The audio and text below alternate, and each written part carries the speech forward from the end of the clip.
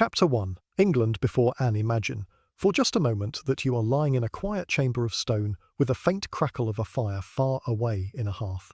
Outside, the world is hushed by the passing of centuries. Nothing urgent is happening here. Time moves slowly, as if it too is drowsy, The tale before you is not told with haste or drama, but gently, like the steady ticking of an old clock. If you let it, this story will guide you back into the England of long ago, in the reign before Anne Boleyn rose to her place in history.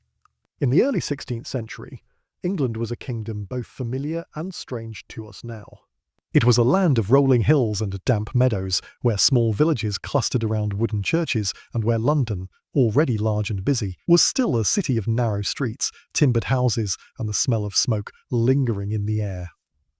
To understand Anne Boleyn, to truly see the world that shaped her rise and her fall, we must first drift backward, quietly, into the England that existed before she became queen.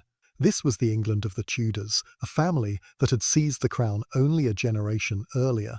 When Anne was still a child, the dynasty was young and uncertain, its claim to the throne not yet secure, and its future not yet guaranteed. The story begins with Henry VII, the first Tudor king, who won his crown on a battlefield in 1485 at Bosworth, where the long and bloody Wars of the Roses came to their close. That conflict between the houses of Lancaster and York had left England weary, its nobility diminished, and its people eager for stability. Henry VII, cautious and measured, gave England that stability. He was not a romantic figure, nor a king remembered for great adventures, but he was deliberate, careful with money, and persistent in building a sense of order. By the time he died in 1509, his reign had given England nearly a quarter of a century of peace. His eldest son, Prince Arthur, had married the Spanish Princess Catherine of Aragon, linking England with one of the great powers of Europe. But Arthur died young, leaving his younger brother, Henry, unexpectedly in line for the throne. When Henry VIII became king in April 1509, he was a striking figure, tall, athletic, full of energy, and full of dreams of glory. England looked forward to a golden reign under this new king, so different in manner from his solemn father. He was not yet the man of later years, stubborn, irritable, and heavy with suspicion. In those early days, he was admired for his learning, his love of music, and his skill in tournaments. To Catherine of Aragon, who had been left a widow, Henry seemed a fitting husband and a means to secure the alliance her family had hoped for. Within weeks of becoming king, Henry married Catherine, and the realm celebrated. Yet beneath the surface of peace and pageantry, England was still a fragile kingdom. Its economy depended largely on agriculture and the trade of wool. Its nobility was not as powerful as that of France or the Holy Roman Empire, yet it still held influence in counties and towns. The Church, vast and wealthy, wove itself into every part of daily life, from baptisms to burials. The Pope in Rome was regarded as the head of Christendom, and the rituals of faith marked the rhythm of the seasons. In such a world, family mattered above all, bloodlines determined power. Alliances were sealed with marriages, and children, especially male heirs, were the most prized legacy a family could have. This was true for the royal family, but it was also true for those families who, like the Boleyns, sought to rise in prominence by placing their daughters in the right places at the right times. England then, on the eve of Anne's story, was a kingdom full of hope, but also filled with quiet uncertainties. Would Henry and Catherine produce the strong line of heirs needed to secure the Tudor throne? Would England maintain its place in the delicate web of European politics? These questions lingered in the minds of courtiers, diplomats, and common folk alike. But for the people of the land, the farmers working in the fields, the merchants selling goods in London, the craftsmen plying their trades in market towns, life followed a slower rhythm. The seasons dictated the pace. Spring meant ploughing and planting. Summer meant long days in the fields. Autumn brought the harvest, and winter, with its short daylight hours, was a time of waiting, mending, and enduring the cold. In manor houses, lords and ladies lived with greater comfort, but even they shared in the simplicity of an age. Without the conveniences we know, candles gave light. Fires provided warmth. Letters travelled slowly. To most, the affairs of kings and queens seemed distant, though they could bring sudden change in laws, taxes, or the outbreak of wars. It was into this world that Anne Boleyn was born, sometime around the year 1501, at Blickling Hall in Norfolk, or perhaps later at Hever Castle in Kent, where her family established their household.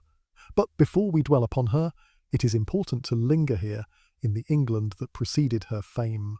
Because to understand Anne, the woman who would one day be queen, and who would lose her head, you must first feel the kingdom she stepped into, the fields, the churches, the courts, and the long shadow of kingship. The Tudors were still new. The Reformation had not yet begun. The monasteries still stood, their bells marking the hours of prayer. Pilgrimages continued.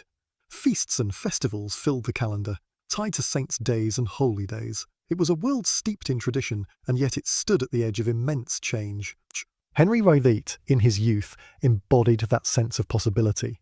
He was eager for wars of conquest, dreaming of victories in France. He loved music, composing songs, and enjoying the company of courtiers who could dance and sing. He delighted in tournaments, appearing in glittering armour, a king whose presence commanded admiration. To many, he seemed destined to bring England greatness, a ruler both learned and bold. But the hope of heirs remained central. Catherine of Aragon gave birth to children, but most did not survive infancy. A daughter, Mary, lived, but sons were lost. As the years passed, whispers grew. Was Catherine cursed? Was Henry unlucky? Or was the marriage somehow against God's will, as some would later argue, since she had first been married to his brother? These were not questions yet spoken openly in the early years, but the seeds were already present. And from such seeds would grow the great matter that would one day change England forever, and bring Anne Boleyn into history's gaze. For now, though, as the year 1510 dawned, England rested in relative calm. The countryside was green. London bustled with trade. Henry and Catherine appeared as the bright young couple of a hopeful new dynasty. The shadow of the past, the Wars of the Roses, was fading though not forgotten.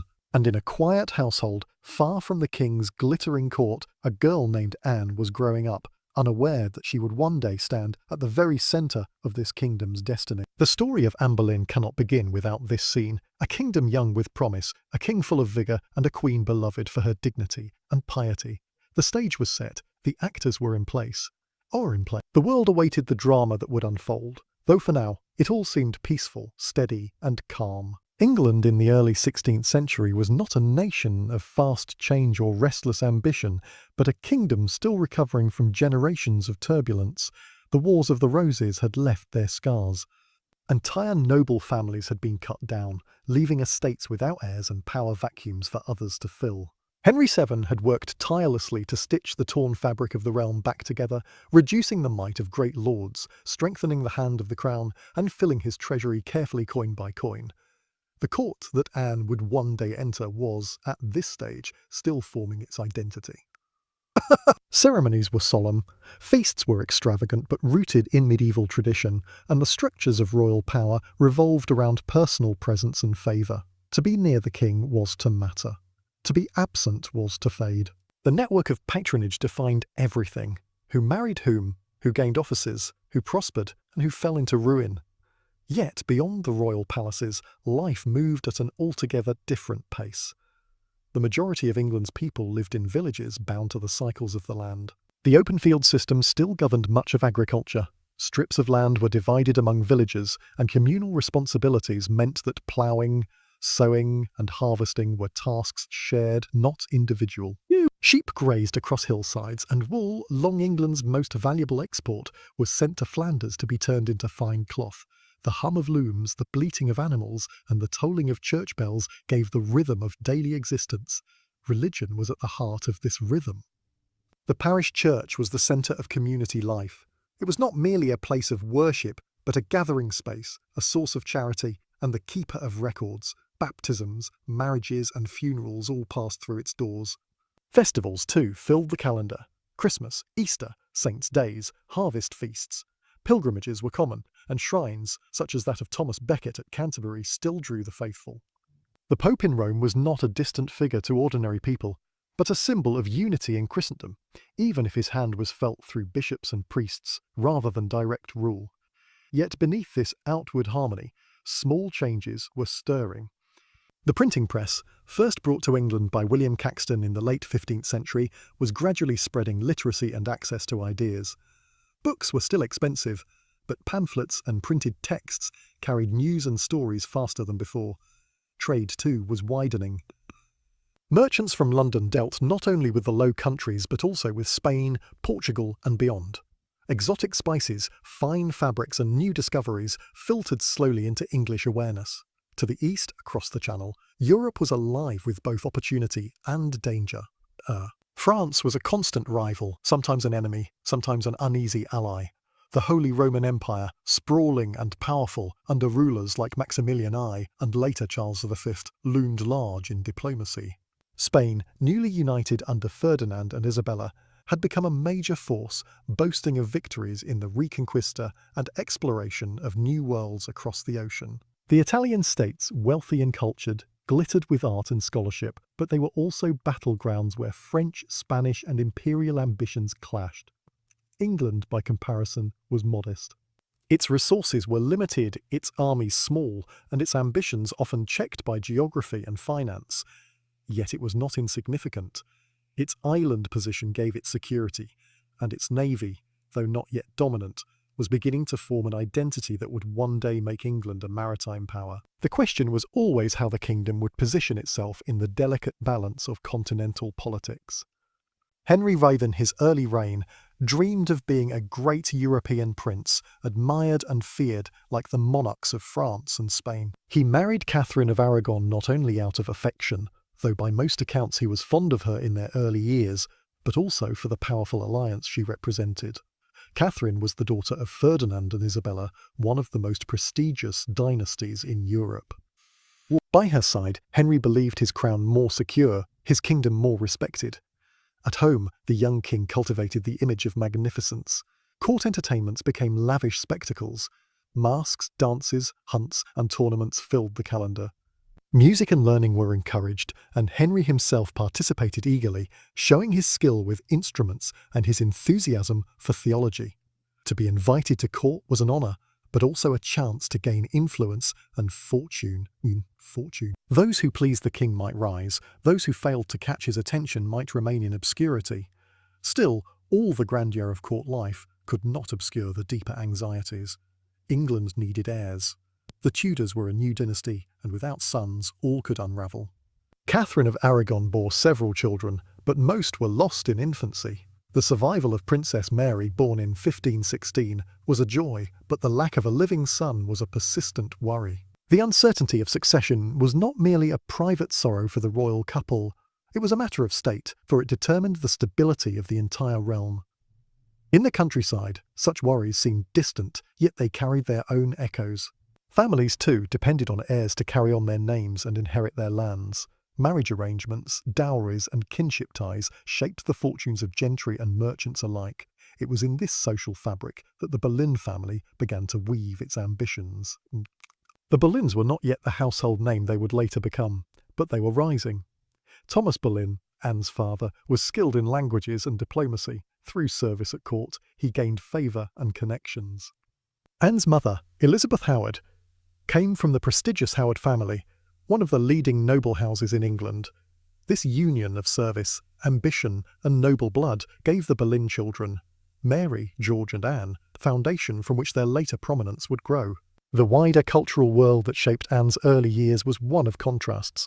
On the one hand, medieval traditions persisted, tournaments, pageantry, the rituals of the church. On the other hand, Renaissance ideas were beginning to seep into England. Humanist scholars, influenced by thinkers like Erasmus, emphasised learning, languages, and the return to classical texts. Education for women of noble families was limited, but expanding.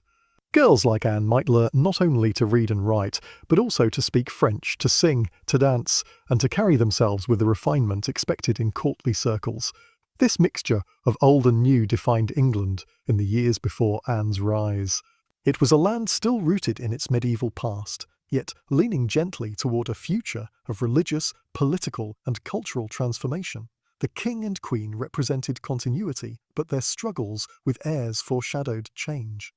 The church was strong, but undercurrents of reform, still faint and distant, whispered of upheavals to come. Families like the Boleyns manoeuvred carefully, aware that fortune at court could lift them high or dash them down, and so the stage was set.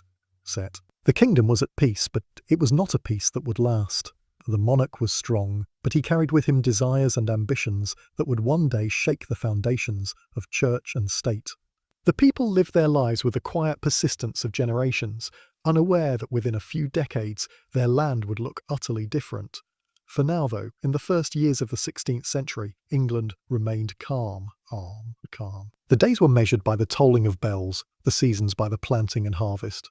The court glittered with youth and hope. And in the midst of it all, in households that seemed far from the centre of power, children like Anne Boleyn grew, watched over by parents who could not yet imagine the places history would lead them.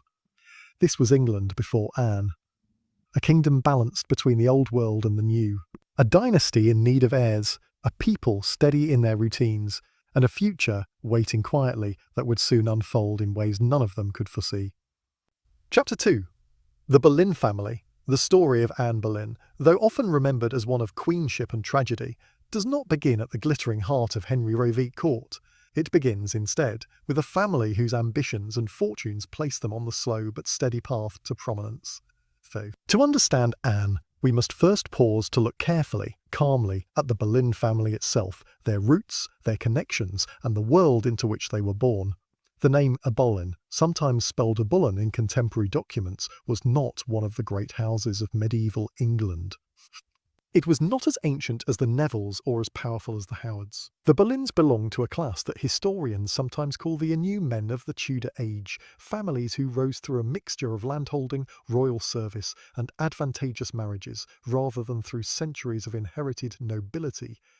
The family's origins can be traced to the county of Norfolk, a region of fertile fields, wool trade, and market towns.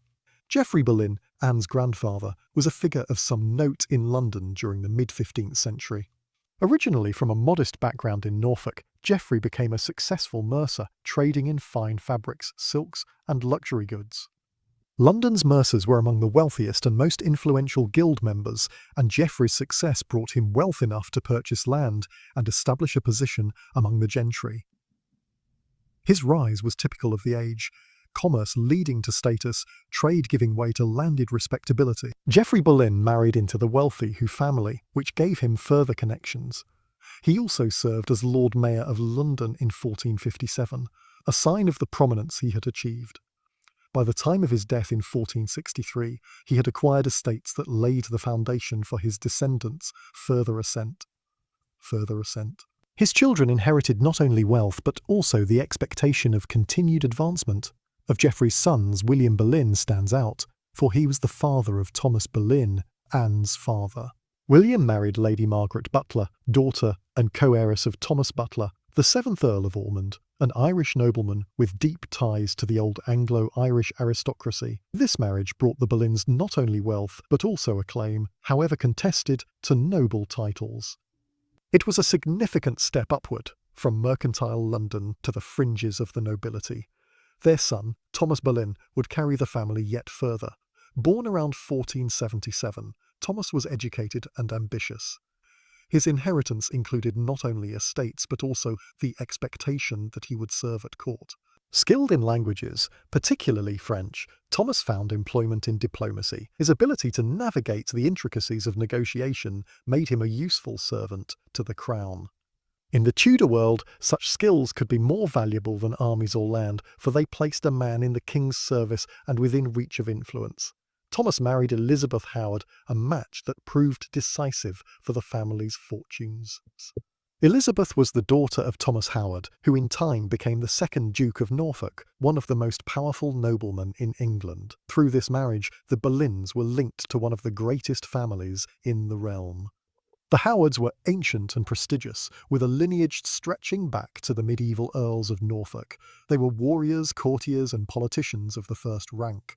For the Boleyns, this connection was a bridge between their mercantile origins and the highest echelons of the aristocracy. Thomas and Elizabeth had several children.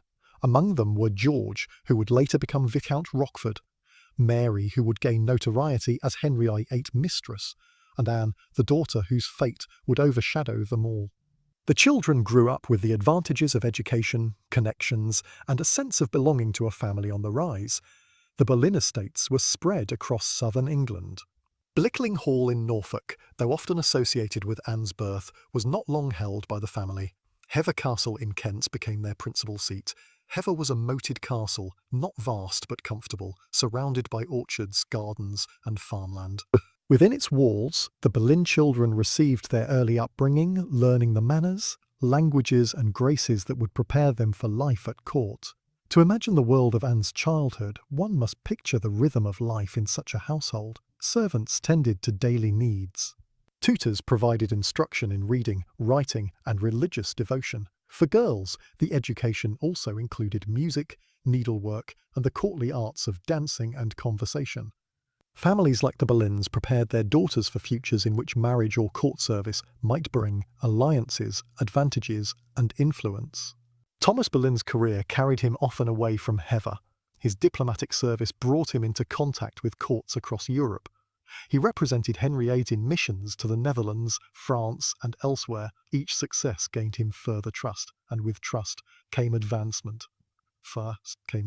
He received grants of land, titles, and offices, weaving the Boleyn name ever more tightly into the fabric of Tudor politics.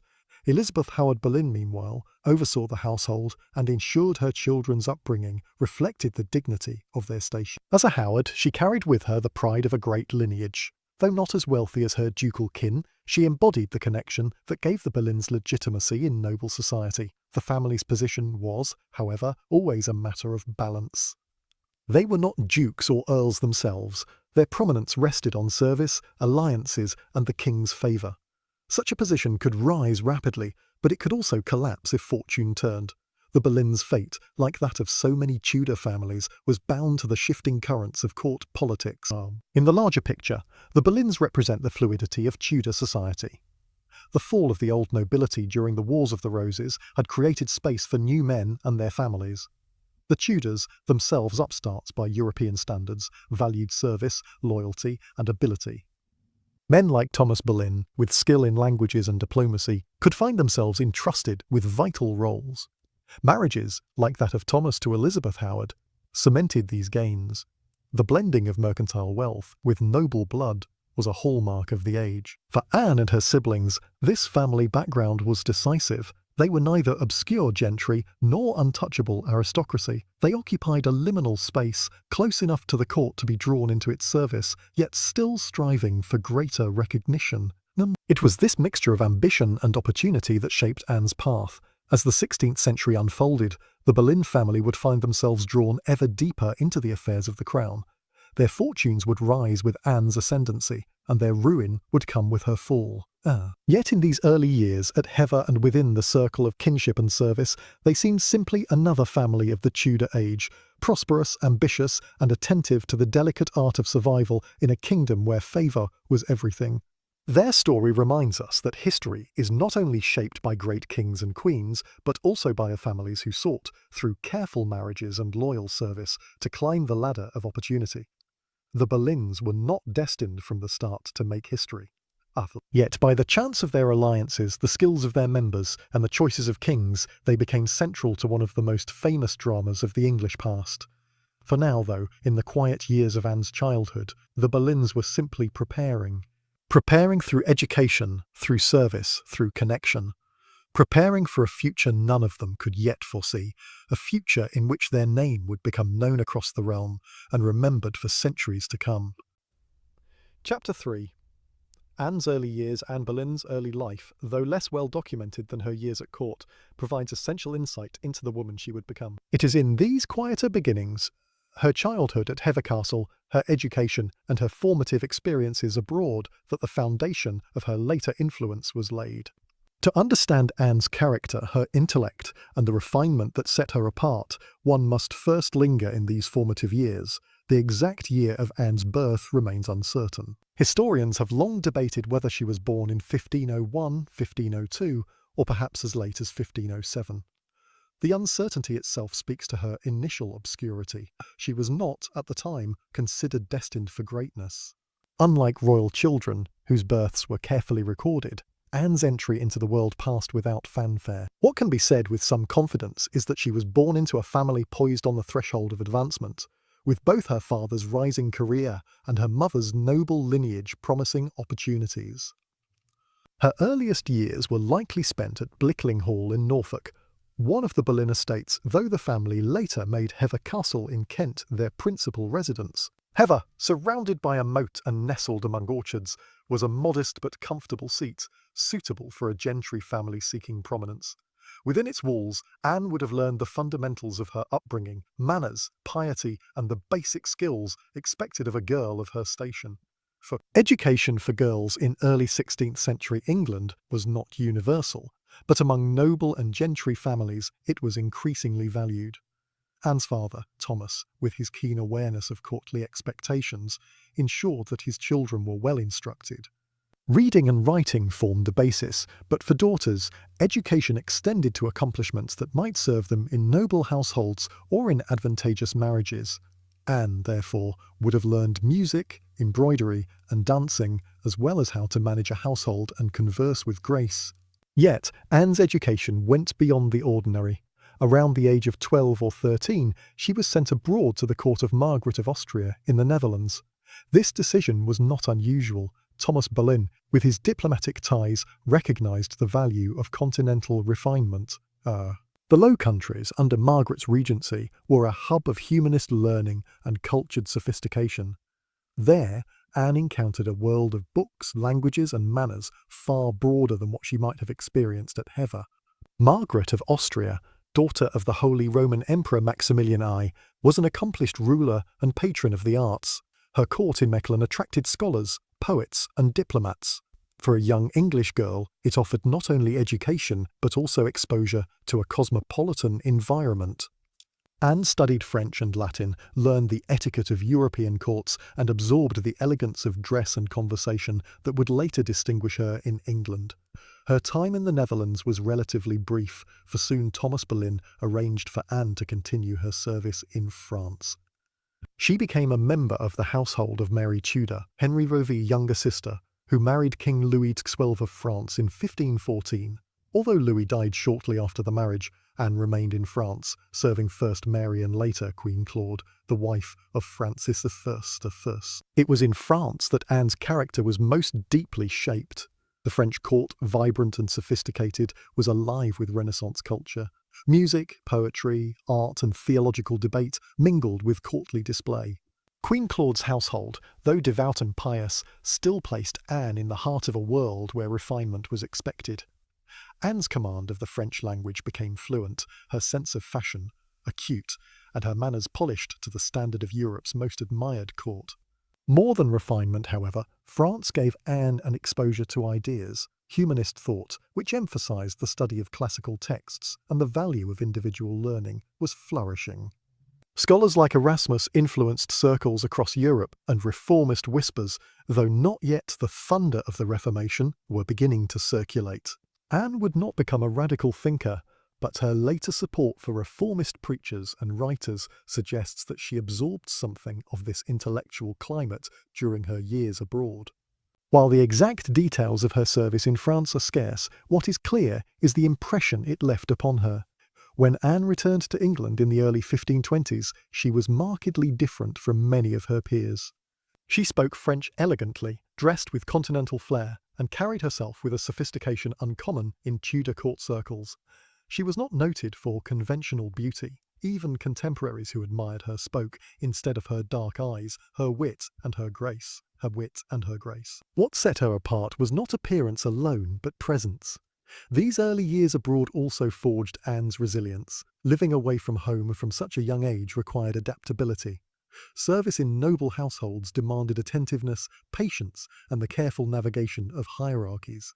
Anne learned to observe, to listen, and to conduct herself with care, skills that would later prove invaluable in the treacherous currents of Henry's court. Meanwhile, back in England, her family continued to rise. Thomas Boleyn's career prospered, and Elizabeth Howard Boleyn ensured her daughters were positioned for opportunities at court.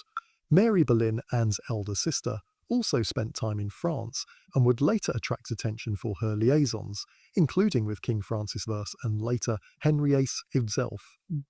George Boleyn, their brother, benefited from his father's patronage and education, preparing him for court service. Anne's return to England placed her within this network of rising fortunes. By the early 1520s, she entered the household of Queen Catherine of Aragon, Henry VIII Queen. It was a natural step. Daughters of noble or aspiring families often served queens, learning courtly ways while also advancing their family's standing.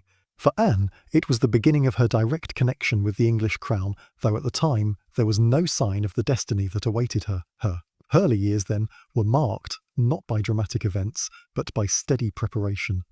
From Hever Castle to the courts of Mechelen and France, Anne was shaped into a woman whose intelligence, refinement, and presence would later command attention.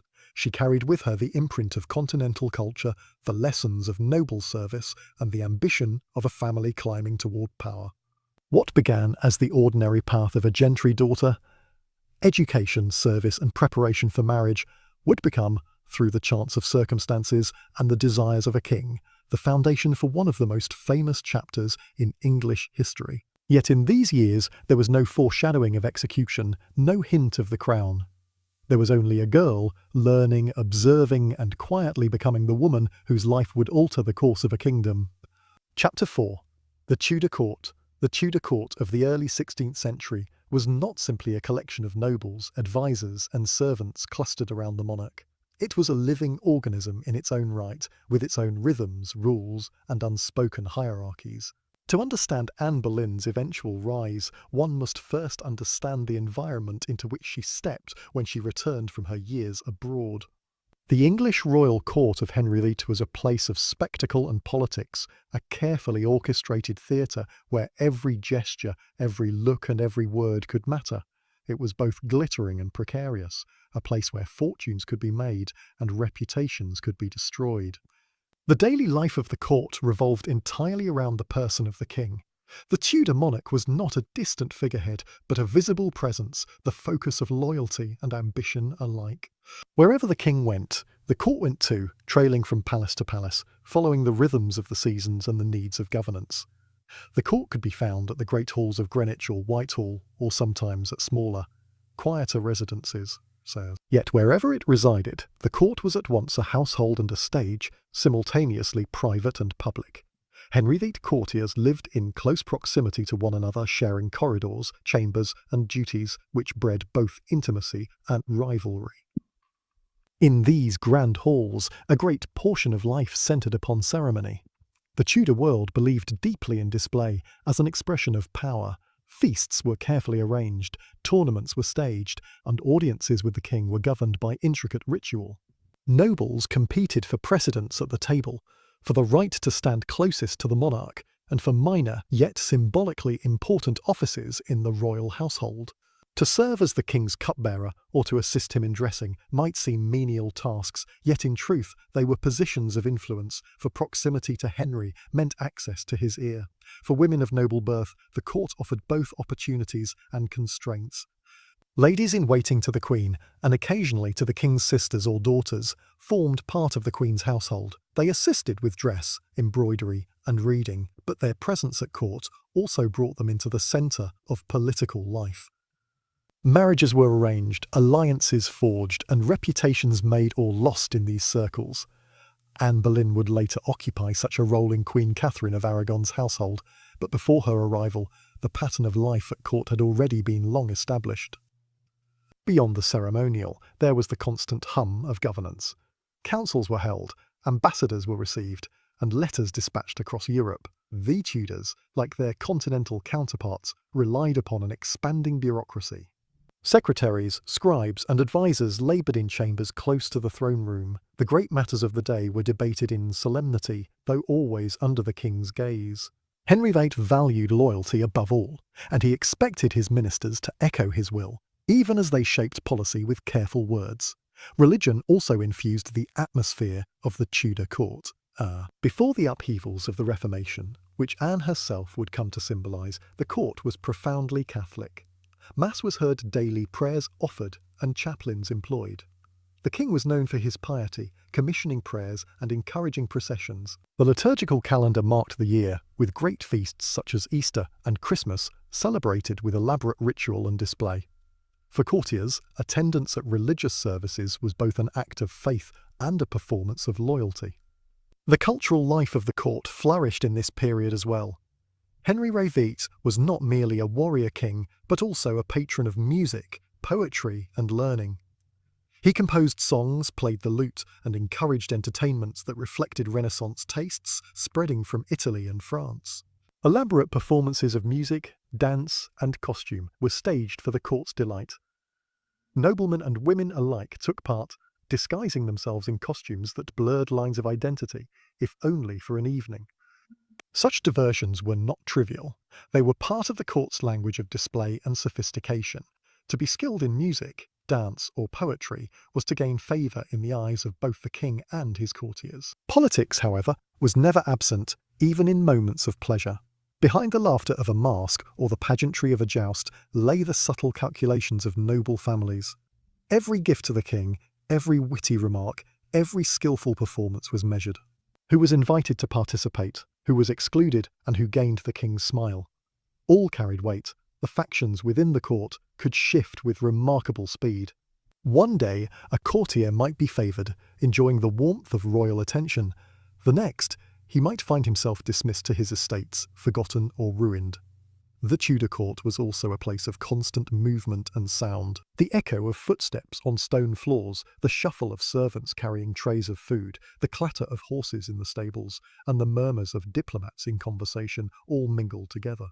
At great feasts, music would swell from the galleries, voices raised in song, while the king dined beneath a canopy of state. Yet at night, the vast palaces could fall eerily quiet, with only the flicker of torches lighting the passageways. Those who lived at court inhabited a world that was never still, shifting between grandeur and unease. In a broader sense, the Tudor court was not an isolated English phenomenon. It was part of a wider European culture of monarchy. Courts in France, Spain, and the Holy Roman Empire shared many features. The reliance on ritual, the importance of favour, and the intertwining of politics with personal relationships. Ambassadors compared one court with another, reporting back to their masters not only the policies of Henry VIII, but also the atmosphere of his household, the nature of his entertainments, and the characters of his courtiers. England's court was one stage among many in a European drama of dynasties and power. Anne Boleyn would soon enter this intricate and glittering world. Her years abroad had prepared her for it in ways subtle and profound. She had witnessed the refinement of the French court, absorbed its manners, and learned the arts of conversation and style. When she came to serve Queen Catherine, she would not be a stranger to courtly life. She would understand that beneath the appearance of ceremony lay ambition, and beneath the appearance of loyalty lay rivalry. To describe the Tudor court, then, is to describe a world of both opportunity and peril. It was a place where families advanced themselves by gaining a foothold close to the throne. It was a place where culture and ceremony masked the sharp edges of politics. It was a place where women, though constrained by custom, could exert influence through wit, presence, and favour. It was into this setting that Anne Boleyn would step, bringing with her not only the accomplishments of her upbringing, but also the subtle confidence of one who had observed the great courts of Europe. In this environment, she would find her stage. It was here, in the carefully choreographed life of the Tudor court, that Anne would learn how to navigate power, and it was here that the great drama of her life would soon begin to unfold. The Tudor court, already described as both a theatre and a household, deserves closer attention in its smaller details, for it was not only the stage upon which great political dramas played out, but also a place of routine, tradition, and constant display. These details, often overlooked, help explain the world Anne Boleyn entered and the very particular environment in which her rise unfolded. The court calendar was marked by great festivals and ceremonial occasions. These events were not only celebrations, but also affirmations of the king's majesty, carefully orchestrated to remind both nobles and commoners of the monarchy's power and splendour. Christmas, for instance, was celebrated with weeks of festivities, banquets filled with roasted meats, rich pies, and sugared confections, followed by masques and pageants. Nobles and courtiers vied for positions of prominence during these events, while musicians and jesters added to the merriment. Easter was equally significant, marked by solemn processions, lavish services, and the reaffirmation of faith in a monarch who styled himself as God's chosen ruler. The pageantry was not frivolous but deeply political, for it reminded all in attendance of the sacred bond between crown and church. Coronations, royal weddings and baptisms were grand occasions, often lasting several days, with tournaments, feasts and masques designed to impress foreign ambassadors and domestic rivals alike. Jousting tournaments, in particular, carried a special place in Henry VIII court. Henry himself excelled at the sport in his youth, donning armour, mounting his horse, and thundering down the tilt-yard to the delight of spectators. Such tournaments were not merely entertainments, but tests of strength, chivalry, and loyalty. Knights competed not only for honour, but also for the king's favour, dedicating their jousts to queens, princesses, or ladies of the court. The spectacle was a blend of martial display and courtly love, weaving together politics, gender roles, and military skill. Alongside these great events, the daily rhythm of the court revolved around food, ritual, and hierarchy. The Tudor household was vast, with hundreds of servants, attendants, and officials employed to sustain the monarchy. The court kitchens at Greenwich or Whitehall were immense, with multiple fireplaces, ovens, and workrooms designed to prepare meals for hundreds each day. Contemporary records describe enormous quantities of meat, beef, mutton, venison, and game delivered daily.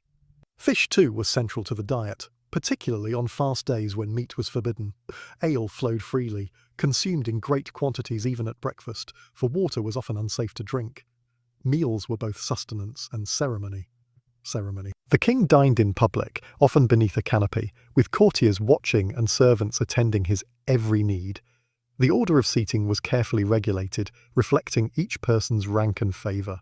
To sit close to the king was a visible sign of status. Food itself was symbolic. Rare spices, imported wines, and sugar sculptures signalled wealth and refinement, while simpler fare marked one's place further down the social scale.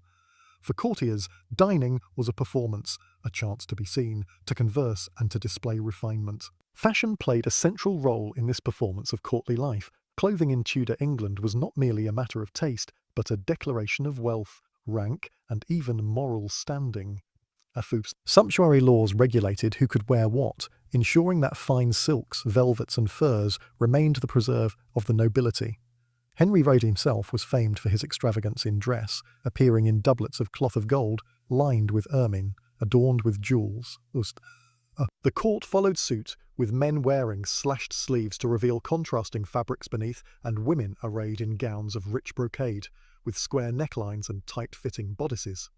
Hoods and veils framed women's faces, while jewels, necklaces, rings, and girdles signalled both wealth and the gift-giving economy of favour.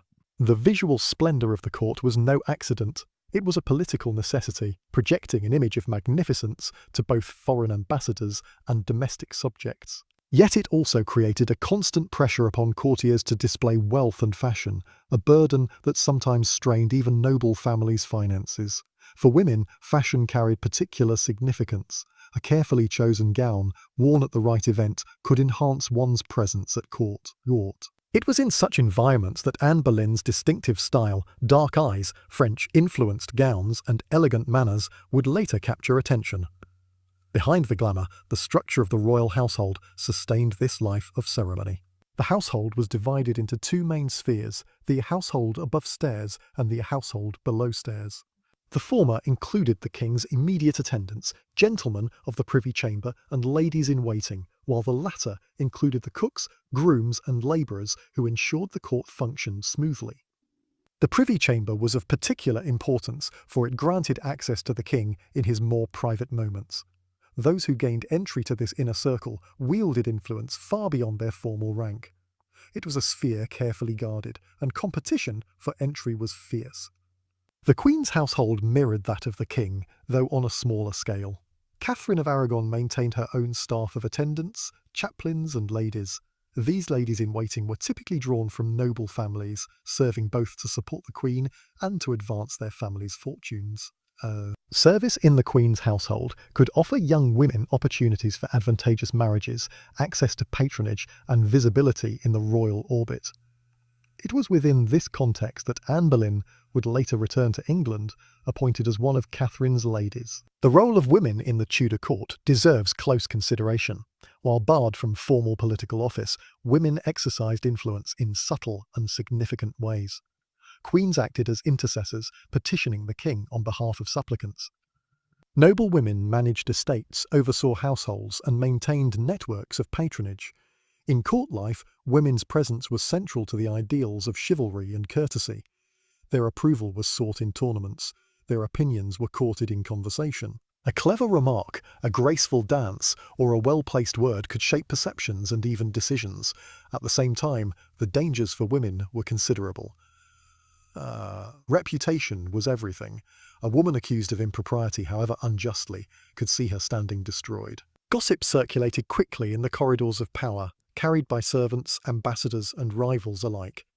To navigate the court successfully required not only beauty or wit, but caution, self-discipline, and an understanding of how perception could shape reality.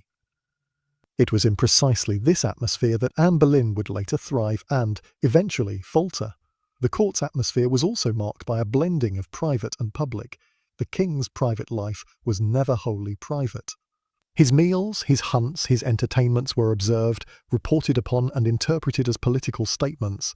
When he smiled at a courtier, offered a gift, or praised a performance, it could alter careers. When he frowned or withdrew attention, it could spell ruin on. Foreign ambassadors recorded these details meticulously, sending dispatches back to Spain, France, or the empire that catalogued not only policies but gestures, rumours, and whispers. In this world, silence could be as meaningful as speech. To be excluded from a feast, left uninvited to a masque, or placed at a distant seat at table could be interpreted as a sign of disfavour. Thus, courtiers lived in a state of constant awareness, measuring their own actions and those of others, ever alert to the subtle signals of favour and exclusion. Finally, it is worth noting the physical environment of the Tudor court. The great palaces were impressive but often uncomfortable. Draughts swept through stone halls, fires smoked, and sanitation was rudimentary. The stables, kitchens, and laundries produced smells and noise that mingled with the grandeur of tapestries and gilded furnishings.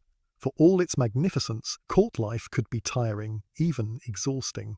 Yet the rewards of presence at court, the chance of advancement, the hope of influence, the possibility of royal favour, kept nobles tethered to its demanding rhythm. This was the world into which Anne Boleyn re-entered after her years in France. She would bring with her the polish and sophistication of continental courts, entering an English court where ambition, ritual, and spectacle blended into a life of opportunity and danger. She stepped into a stage already crowded, but one that would soon make her one of its central figures. The moment when Henry VIII noticed Anne Boleyn cannot be fixed with certainty, for the records of the time were shaped by rumour, hindsight, and political bias. 2. Yet what is clear is that Anne's entrance into Henry's awareness was no sudden thunderclap, no instant of fated recognition, but rather the gradual unfolding of a presence within the elaborate tapestry of court life. To understand how Anne came under the king's gaze, one must again return to the rhythm of the Tudor court itself, where observation was constant, and where every participant was, in some sense, always on display. Anne returned to England around 1521, summoned back from her years in the courts of the Netherlands and France. Her father, Thomas Boleyn, by then a well-established diplomat and courtier, secured her a position within the household of Queen Catherine of Aragon. It was a position of honour and responsibility, and it placed Anne within the very heart of the royal household. Here, in the Queen's chambers, she assisted with daily duties, reading aloud, embroidery, accompaniment during audiences, and presence during processions. She was not yet remarkable in the wider court. Many young women served in similar capacities, but Anne carried with her something that would, in time, distinguish her from the rest. It was not only her education and polish acquired during her years abroad, though these mattered greatly. Anne had absorbed the refinement of French manners, the art of subtle conversation, and the elegance of dress that set the continental courts apart. In England, these qualities made her stand out, for the French court was considered the most sophisticated in Europe. Courtiers noticed her ease with languages, her musical skill, her stylish wardrobe, and above all, her ability to carry herself with confidence without overstepping propriety. She was neither shy nor brash, but rather poised, occupying a space of self-possession that quietly drew attention. Henry VIII, already accustomed to the constant presence of noble women at his court, may not have singled her out at once. His attentions at this stage were divided.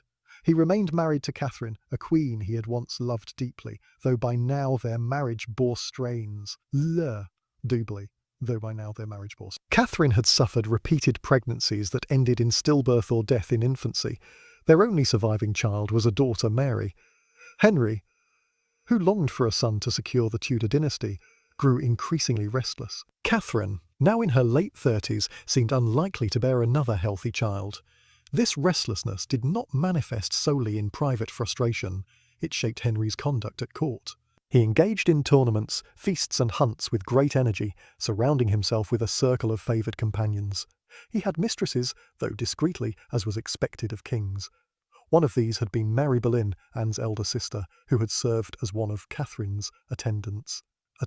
Mary's relationship with Henry remains poorly documented, but it likely occurred sometime in the early 1520s. Whether it was brief or longer lasting, casual or more significant, it placed the Boleyn family in close proximity to royal intimacy. It was against this backdrop that Anne appeared in Catherine's household. Unlike her sister, she did not immediately enter into a liaison with the king. Instead, she moved quietly in the Queen's service, her presence registered gradually. Some contemporary observers described her not as conventionally beautiful, but as captivating, dark-haired, with striking eyes, and a wit that drew conversation. She excelled in dance and song, skills highly prized at court, and she dressed with a French elegance that set her apart from her peers. The Tudor court offered countless occasions for notice: feasts, religious processions, masques and tournaments. In such settings, Anne's qualities could not remain invisible for long. Henry, like all monarchs, observed those around him closely. He noted who danced well, who sang sweetly, who conversed with intelligence. Gradually, Anne's accomplishments would have drawn his attention. Whether it was during a masque, when she moved gracefully in disguise, or during a dinner, when she spoke with quiet wit, or during a hunt, when her presence added to the Queen's retinue, is unknown. But at some point, the king's eye settled upon her. Yet it is important to remember that Henry was not at this stage searching merely for diversion. He was searching for something more profound: reassurance, hope, and the promise of renewal. His marriage weighed heavily upon him, and his yearning for a male heir was both personal and political. The stability of the Tudor dynasty depended upon it. Every disappointment deepened his anxiety. In Anne, he may have seen not only a captivating woman, but also the possibility of something different, a relationship that might alter the course of his life. Anne's response to Henry's attentions was careful. Unlike her sister Mary, she did not yield to him quickly. Contemporary accounts suggest that she maintained a distance, neither rejecting the king outright nor succumbing to his advances. This restraint, whether calculated or instinctive, increased Henry's interest. Tudor kings were accustomed to having their desires met swiftly. Resistance was unusual and intriguing. In holding herself apart, Anne created an aura of rarity, of something not easily obtained. Thus, Henry's interest in Anne deepened. He began to seek her out more deliberately, conversing with her, inviting her to dance, offering tokens of favour. Courtiers noticed, as they always did, and whispers began to circulate. But still, Anne held back, cultivating a position that was neither mistress nor distant servant. It was this delicate balance, sustained over time, that transformed her from a passing figure in the court into someone who occupied the king's thoughts.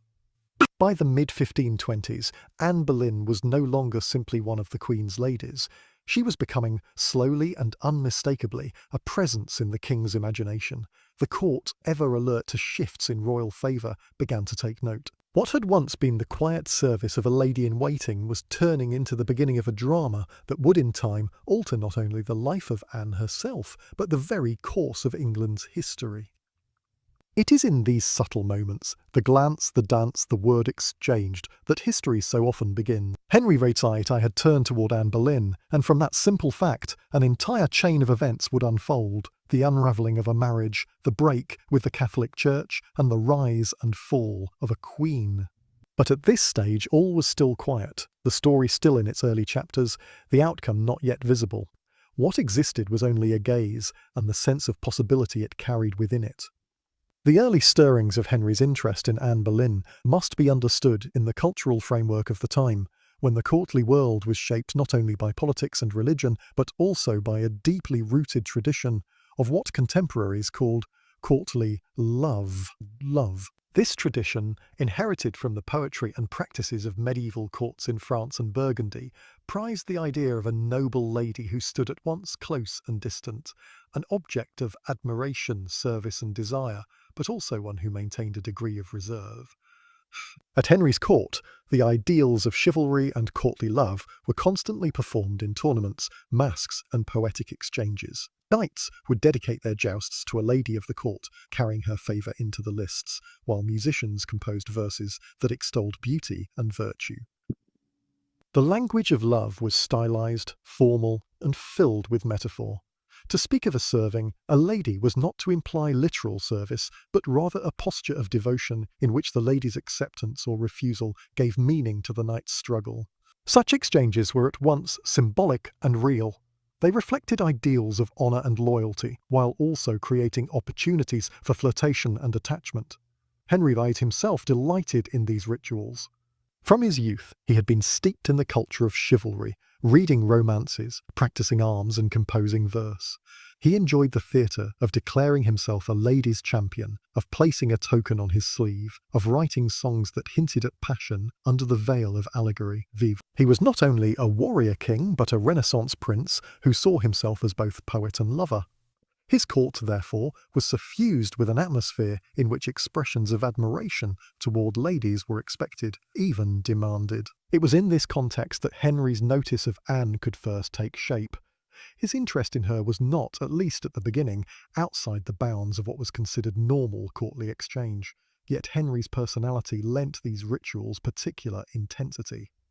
By the mid-1520s, he was in his mid-30s, still vigorous, still athletic, and proud of his skill in jousting, hunting, and music. He was known for his charm and charisma, capable of warmth and joviality, but also for flashes of temper and stubbornness. Those who dealt with him observed that he could be deeply generous one moment and harshly dismissive the next. He expected obedience and loyalty, yet he also craved admiration and affection. His court reflected his own character. Splendid, energetic, but also restless and sometimes capricious. Henry's need for validation shaped his relationships with women. He wanted not only companionship, but also devotion, and he valued women who could entertain, charm, and stimulate conversation. Anne Boleyn, with her French polish, her musical talent, and her sharp wit, embodied these qualities. Unlike some of her contemporaries, she did not merely flatter. She conversed, she challenged lightly, she demonstrated a presence that suggested both refinement and independence. This was unusual in the English court, where many women were trained to demure politeness rather than engaging repartee. Anne's subtle strategies in these early encounters cannot be precisely reconstructed, but historians agree that she managed to strike a balance between availability and restraint. She danced gracefully at masques, sang sweetly when called upon, and dressed with a fashion-forward elegance that marked her as distinctive, yet she also maintained a degree of distance. When Henry's attentions grew more obvious, she did not rush to yield to him as her sister Mary had reportedly done. Instead, she cultivated an air of modest reserve, declining outright intimacy while allowing the king's pursuit to continue. This restraint was crucial. In the culture of courtly love, resistance heightened desire, turning admiration into longing. The records suggest that Henry began to express his feelings through the established forms of the tradition: letters, tokens, and words of devotion. Though only a fraction of his correspondence with Anne survives, those that remain reveal the intensity of his attachment. He referred to himself as her servant, spoke of his suffering in her absence, and pledged his loyalty. The tone was both passionate and formal, reflecting the mingling of personal desire with the stylized conventions of the age. These letters are significant not only for what they say of Henry's feelings, but also for what they reveal of Anne's position.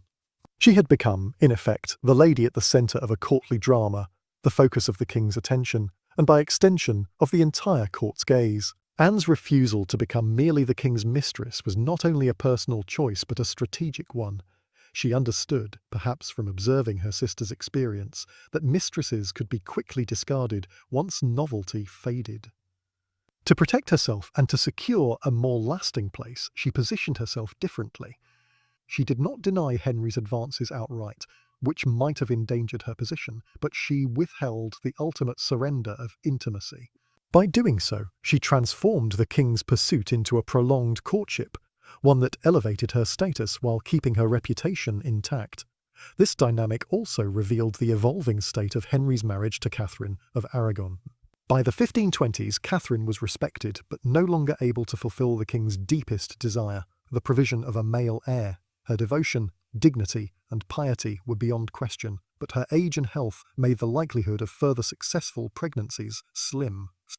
Henry's frustration grew, and into that space of disappointment entered Anne. Unlike Catherine, she was young, vibrant, and, most importantly, untouched by the sorrows of failed childbirths. In Anne, Henry glimpsed the possibility of renewal, not only of personal passion, but also of dynastic hope. The culture of the court magnified this shift. As whispers spread of the king's interest, courtiers recalibrated their positions. Some sought to cultivate Anne, seeing her as a rising star. Others aligned more firmly with Catherine, wary of offending the queen or challenging the established order. Ambassadors reported on the developing situation to their masters abroad, noting not only Henry's attentions, but also Anne's skillful resistance. To those outside England, the possibility that the king might upend his marriage was at first scarcely credible. But the longer the courtship continued, the more real it appeared. It is important to recognise that Anne was not simply passive in this process. She had agency, and she exercised it with caution and foresight. She knew the dangers of becoming too closely associated with the king's desire too quickly. Instead, she positioned herself as both participant and observer, drawing on the lessons she had learned in France, where queens and noblewomen often played significant roles in courtly politics. Her intelligence and self-control allowed her to maintain her reputation even as she basked in royal attention. Henry, for his part, found himself increasingly enthralled. His personality, which combined ardent passion with a sense of divine destiny, made him particularly vulnerable to the idea that his attachment to Anne was not mere attraction but part of a larger plan. He began to see her not only as a companion, but as someone who might provide the male heir that Catherine could not. The convergence of personal desire and dynastic anxiety set the stage for what would soon become known as the King's Great Matter. The question of annulment, succession, and the reshaping of the English monarchy itself. Yet at this stage, the matter remained one of glances, conversations, letters, and restraint. The courtly culture of love provided the language and framework for what was unfolding. Henry, the knightly king, cast himself as the devoted servant of a lady who held the power to grant or withhold his desire. Anne, the cultivated lady, balanced attraction with resistance, ensuring that her reputation remained intact while her influence grew. The courtiers, ever watchful, began to murmur of change. Catherine, dignified and steadfast, carried herself with the composure of a queen who could not yet see the full storm approaching. In this world of performance, symbolism, and desire, history was beginning to turn. The gaze of the king had fallen upon Anne Boleyn, and in her subtle response lay the seeds of transformation, not only of their lives but of an entire realm. Chapter 6. The Great Matter in the slow unfolding of Tudor history. There came a moment when Henry's personal desires and the weight of dynastic necessity collided in ways that reshaped a kingdom. This collision became known, even to contemporaries, as the King's Great Matter. It was a phrase that carried with it both secrecy and solemnity. Courtiers whispered it in corridors, ambassadors reported it cautiously in their dispatches, and clerics debated it in hushed tones. At its heart, the matter was Henry's wish to dissolve his marriage to Catherine of Aragon, yet its reverberations extended far beyond his household, touching questions of law, theology, diplomacy, and the very structure of Christendom. To understand how this matter gathered such force, one must return to Henry's marriage itself. Catherine of Aragon, daughter of Ferdinand of Aragon, and Isabella of Castile, had once embodied the perfect alliance for England. Her union with Henry had strengthened ties with Spain and, through Spain, with the Habsburg Empire. She was pious, dignified, and universally respected for her steadfastness. Yet, despite her virtues, her marriage with Henry brought sorrow upon sorrow in matters of children. Many pregnancies had ended in stillbirth or loss of infants soon after birth. Only one child, Princess Mary, survived to maturity. By the mid-1520s, Henry was consumed with the question of succession. He longed for a legitimate male heir who could secure the Tudor dynasty and prevent the civil strife that might arise upon his death. The Wars of the Roses were not so distant a memory that the danger of disputed succession could be ignored. For Henry, the lack of a son was not merely a personal disappointment, but a political crisis, and into this anxiety entered Anne Boleyn, who not only captivated his imagination, but also represented in his mind the possibility of renewed fertility, of sons yet to be born. Henry began to dwell on scriptural justification for his concerns. Chief among these was a passage from the book of Leviticus. "If a man shall take his brother's wife, it is an unclean thing. They shall be childless." Catherine had once been married to Henry's elder brother, Arthur, though she maintained that their union had never been consummated. Henry, however, came to believe, or at least to declare, that his marriage was tainted in the eyes of God. The absence of a male heir, he argued, was divine punishment for a forbidden union. This reasoning gave a theological framework to what might otherwise have appeared as mere personal discontent. Yet, to set aside a queen was no small matter. In Catholic Europe of the 1520s, marriage was considered indissoluble, save by the most extraordinary circumstances. To annul his marriage, Henry would need the sanction of the Pope, and here the political world pressed heavily upon the personal. The Pope at this time, Clement VII, was not free to act as he wished. He was deeply entangled in the politics of the Holy Roman Empire, and the Emperor himself, Charles V, was none other than Catherine of Aragon's nephew. For Clement to side against Catherine would have meant offending one of the most powerful rulers in Europe. Thus, what might have been a private marital question quickly became an international dilemma. At court, the matter was at first treated with secrecy. Henry confided in a small circle of trusted advisers, among them Cardinal Thomas Wolsey, his Lord Chancellor. Wolsey, who had risen from humble origins to become one of the most powerful men in England, was both capable and ambitious. He promised Henry that he could secure papal approval for the annulment, but even Wolsey's considerable skill could not overcome the complex web of European politics. Anne Boleyn herself, though not the instigator of the king's quest, became central to it. Her refusal to surrender her virtue meant that Henry's desire for her could not be satisfied within the bounds of his marriage to Catherine. The longer she resisted, the more Henry convinced himself that marriage, not mere mistresshood, was the only path forward. Anne, too, came to see that her own security lay not in yielding to the king's wishes in private, but in becoming his lawful wife. Thus, personal passion and political ambition converged, each reinforcing the other. By 1527, the question had begun to surface more publicly. Envoys reported rumours that the king intended to divorce Catherine. Catherine herself, though distressed, met the whispers with dignity and resolve. She insisted that her marriage was lawful, her conscience clear, and her duty unshaken. Her steadfastness won her sympathy among the people of England, who admired her piety and mourned the prospect of her displacement. The legal process began in earnest when Henry, under Wolsey's guidance, sought a papal dispensation to annul his marriage. Secret embassies were dispatched to Rome. Arguments were framed in theological terms, citing Leviticus and questioning the validity of Julius II's original dispensation that had permitted Henry to marry Catherine, despite her prior union with Arthur. Learned men were summoned to debate the matter, and treatises were composed on both sides. But events beyond England's shores hindered Henry's cause. In 1527, Rome was sacked by imperial troops loyal to Charles V. Pope Clement was, in effect, a prisoner of Catherine's nephew. It was politically impossible for him to rule against Catherine in favour of Henry. The case dragged on, mired in delay and evasion. Wolsey's failure to bring about a swift resolution weakened his standing with the king, whose patience grew thin. Meanwhile, Anne's position became increasingly delicate. She was no longer just a lady of the court. She was the king's acknowledged consort in waiting. Yet until the annulment was granted, she remained vulnerable to scandal. Courtiers watched her closely, some currying her favour, others whispering against her. Ambassadors reported her every move to foreign courts. Her own family, particularly her father, Thomas Boleyn recognised the opportunity but also the risks. They manoeuvred carefully, seeking to protect their advancement without exposing themselves to ruin should fortune turn. Henry's longing, his theological arguments, his political manoeuvring all fused into a single consuming goal: the annulment. He came to see it not only as a matter of conscience but as essential to the future of his dynasty. The lack of a male heir was, to him, intolerable. His passion for Anne made the solution seem urgent, but even without her, it is likely he would have pursued some resolution to the succession crisis. With her, however, the matter gained immediacy and intensity. Thus, the great matter emerged not as a sudden crisis, but as a slow, steady accumulation of personal desire, dynastic anxiety, and political complexity.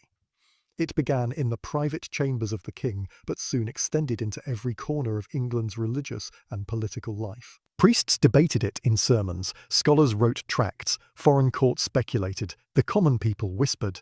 The question of the king's marriage was no longer merely his, it was the kingdom's, and soon it would reshape the very relationship between England and the wider Catholic world. The stage was set for years of uncertainty, debate, and upheaval. What had begun with Henry's longing gaze at a woman in his court would become a revolution in law, faith, and monarchy. The great matter had begun its course, and no one could yet foresee how profoundly it would alter England's destiny. The machinery of state turned slowly but relentlessly once Henry committed himself to the pursuit of annulment. What began as a private preoccupation with conscience and succession soon became an affair of Europe-wide attention. Cardinal Wolsey, the king's trusted servant, took on the burden of delivering a solution. For Wolsey, the task was daunting but not, at first, impossible. He had negotiated treaties, balanced alliances, and outmanoeuvred foreign courts for nearly 2 decades. Yet this challenge was of a different magnitude, for it touched not only the king's domestic happiness, but the entire structure of Christendom. Wolsey's first manoeuvre was to prepare the ground with careful diplomacy. He drafted instructions for England's envoys to Rome, urging them to press for a papal commission that could be delegated to England. His hope was that the matter could be tried on English soil, where Henry's influence would carry weight, rather than languishing in the intricate courts of Rome. He presented the case as one of conscience. The king, troubled by the absence of sons, feared that he was living in sin with his brother's widow. Wolsey framed it as an appeal to the Pope's pastoral care, rather than as a demand. At the same time, Wolsey orchestrated a campaign among English scholars and clerics to support the king's position. Universities were asked to examine the relevant scriptural texts. Canon lawyers debated the validity of the dispensation granted by Pope Julius II in 1509, which had allowed Henry to marry Catherine. Wolsey encouraged learned men to produce treatises arguing that no pope had the power to set aside God's law as expressed in Leviticus. By multiplying voices, Wolsey hoped to build a consensus that the annulment was not only lawful but necessary. Catherine of Aragon, however, was not a woman to be silenced or sidelined. She understood the stakes clearly. To submit quietly would mean the ruin of her marriage, the diminution of her daughter Mary's rights, and the collapse of her own honour. To resist was dangerous, but Catherine was guided by deep faith and an unshakable sense of justice.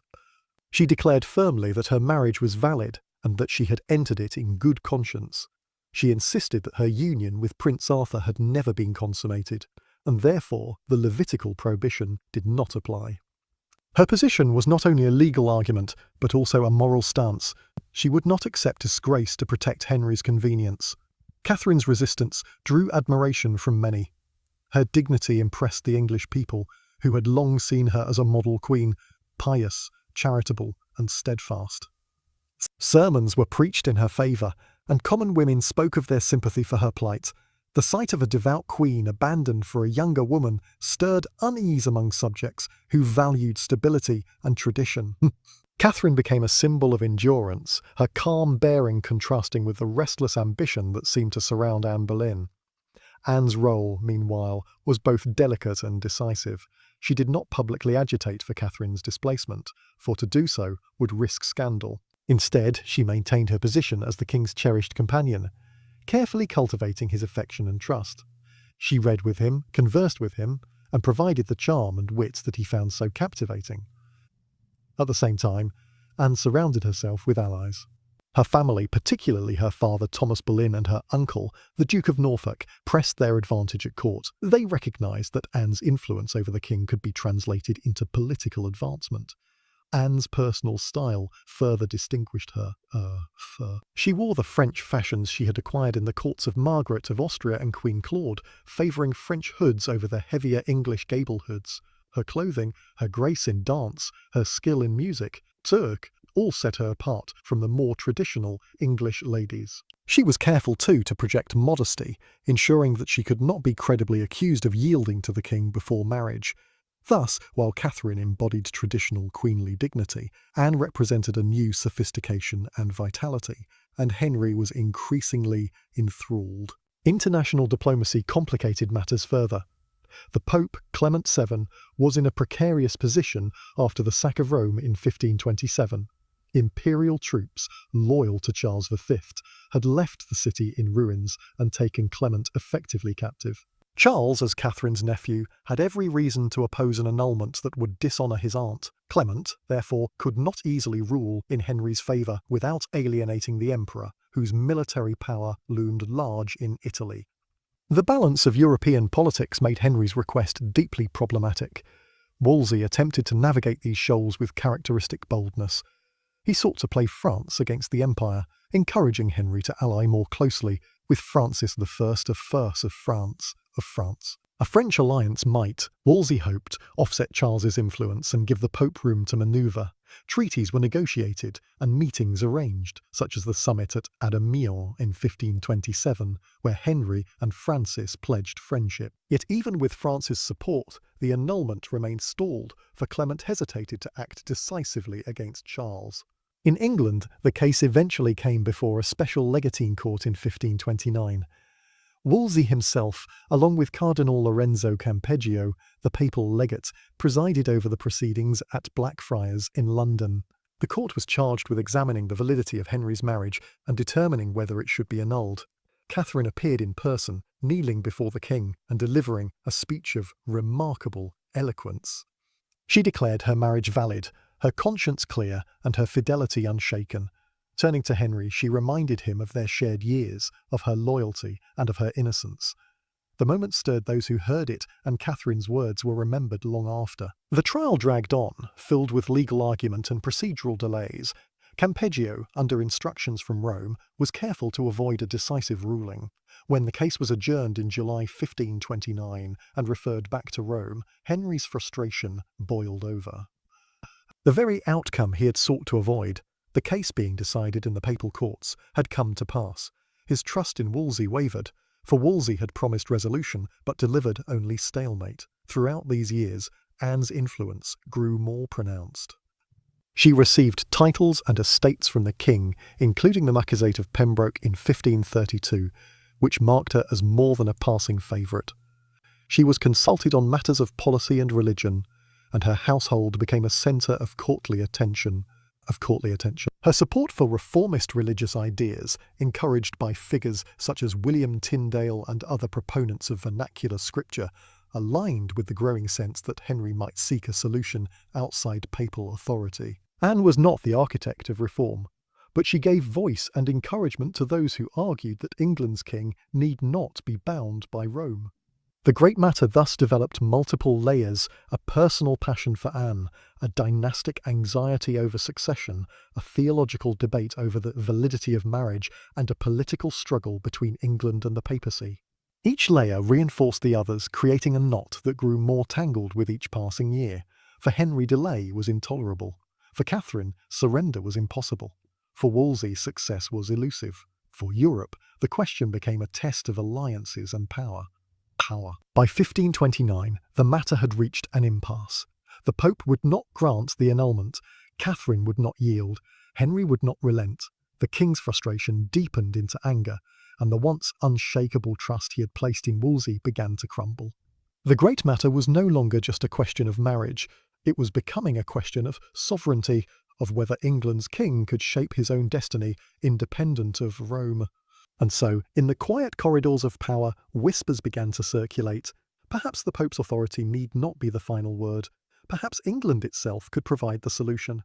These whispers would grow louder in the years to come, leading to nothing less than a reordering of church and state. But for the moment, the great matter remained unresolved, a knot of theology, politics, and passion that threatened to unravel all that Henry had built. Chapter 7. The Fall of Wolsey.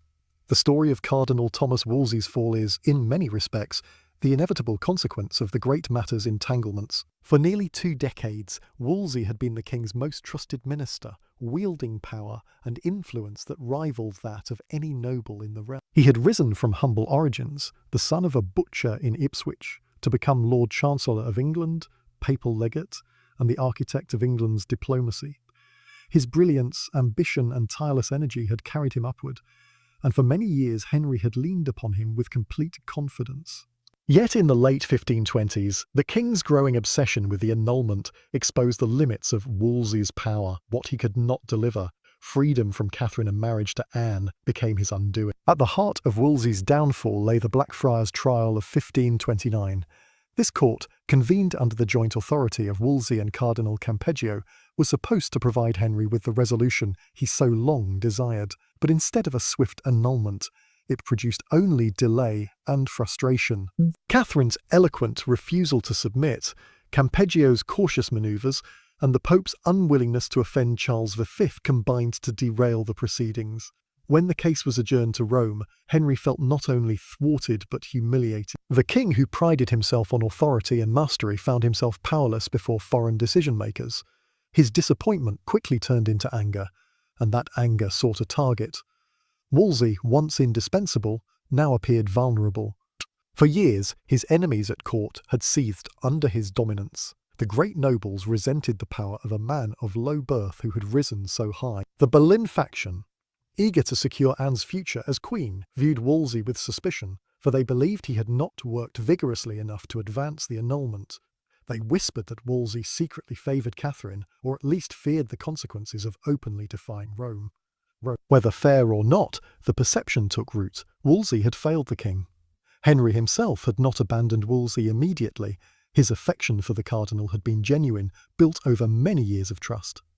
But Henry's character was such that loyalty depended on results. He could be generous and even tender with his servants, but when disappointed, he could also be ruthless. Wolsey's failure in the great matter made his position increasingly untenable. The process of Wolsey's fall unfolded slowly at first. In late 1529, Henry deprived him of the Great Seal of England, stripping him of his office as Lord Chancellor. Sir Thomas More, a man of learning and reputation for integrity, was appointed in his place. Though Wolsey retained some ecclesiastical positions, his political power was broken. He was ordered to leave London and retire to his archbishopric of York. For a time it seemed he might live out his days in diminished state, still respected for his service but excluded from the centre of power. Yet Wolsey's enemies pressed further. The Boleyns and their allies were determined to remove him entirely, fearing that he might recover influence and obstruct Anne's advancement. They watched his movements closely, seizing on any sign of disloyalty. In 1530, Wolsey was accused of treason, charged with having conspired against the king by corresponding with foreign powers. The accusations were exaggerated, but in the fevered atmosphere of the court, they were enough to seal his fate. Summoned to London to face trial, Wolsey set out from York. But he would never reach the capital. Weary and ill, he fell sick at Leicester Abbey, where he was received by the monks.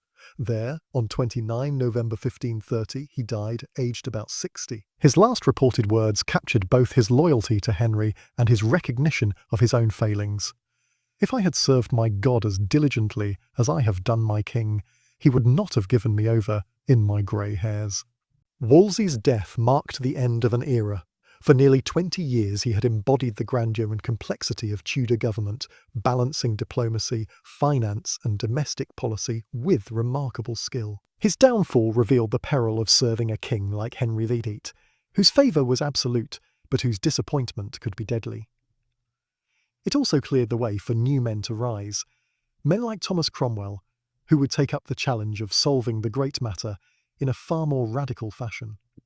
For Henry, Wolsey's fall was not only the loss of a servant, but also a turning point. The failure of papal authority to resolve his case and the collapse of the minister who had promised to deliver it pushed him further toward the idea that England must find its own path.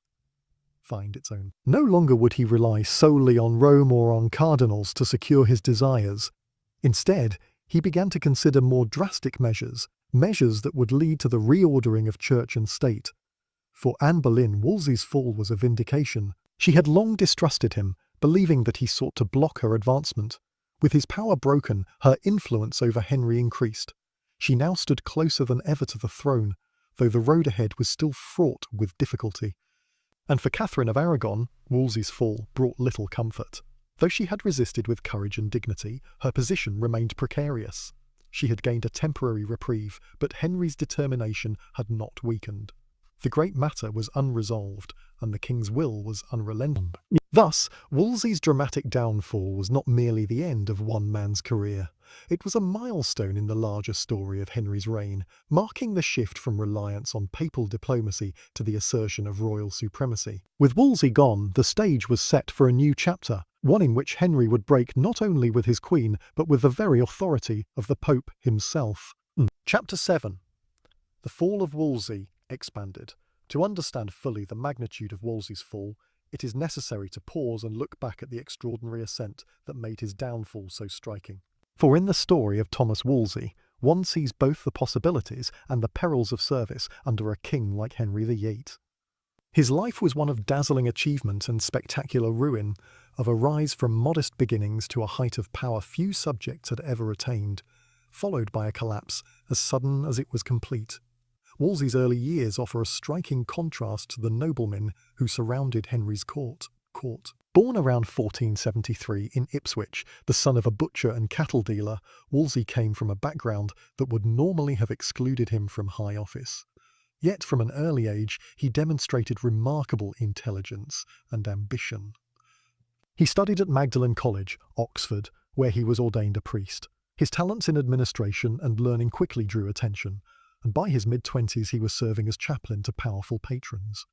His rise was swift, propelled by his skill in organisation, diplomacy and persuasion.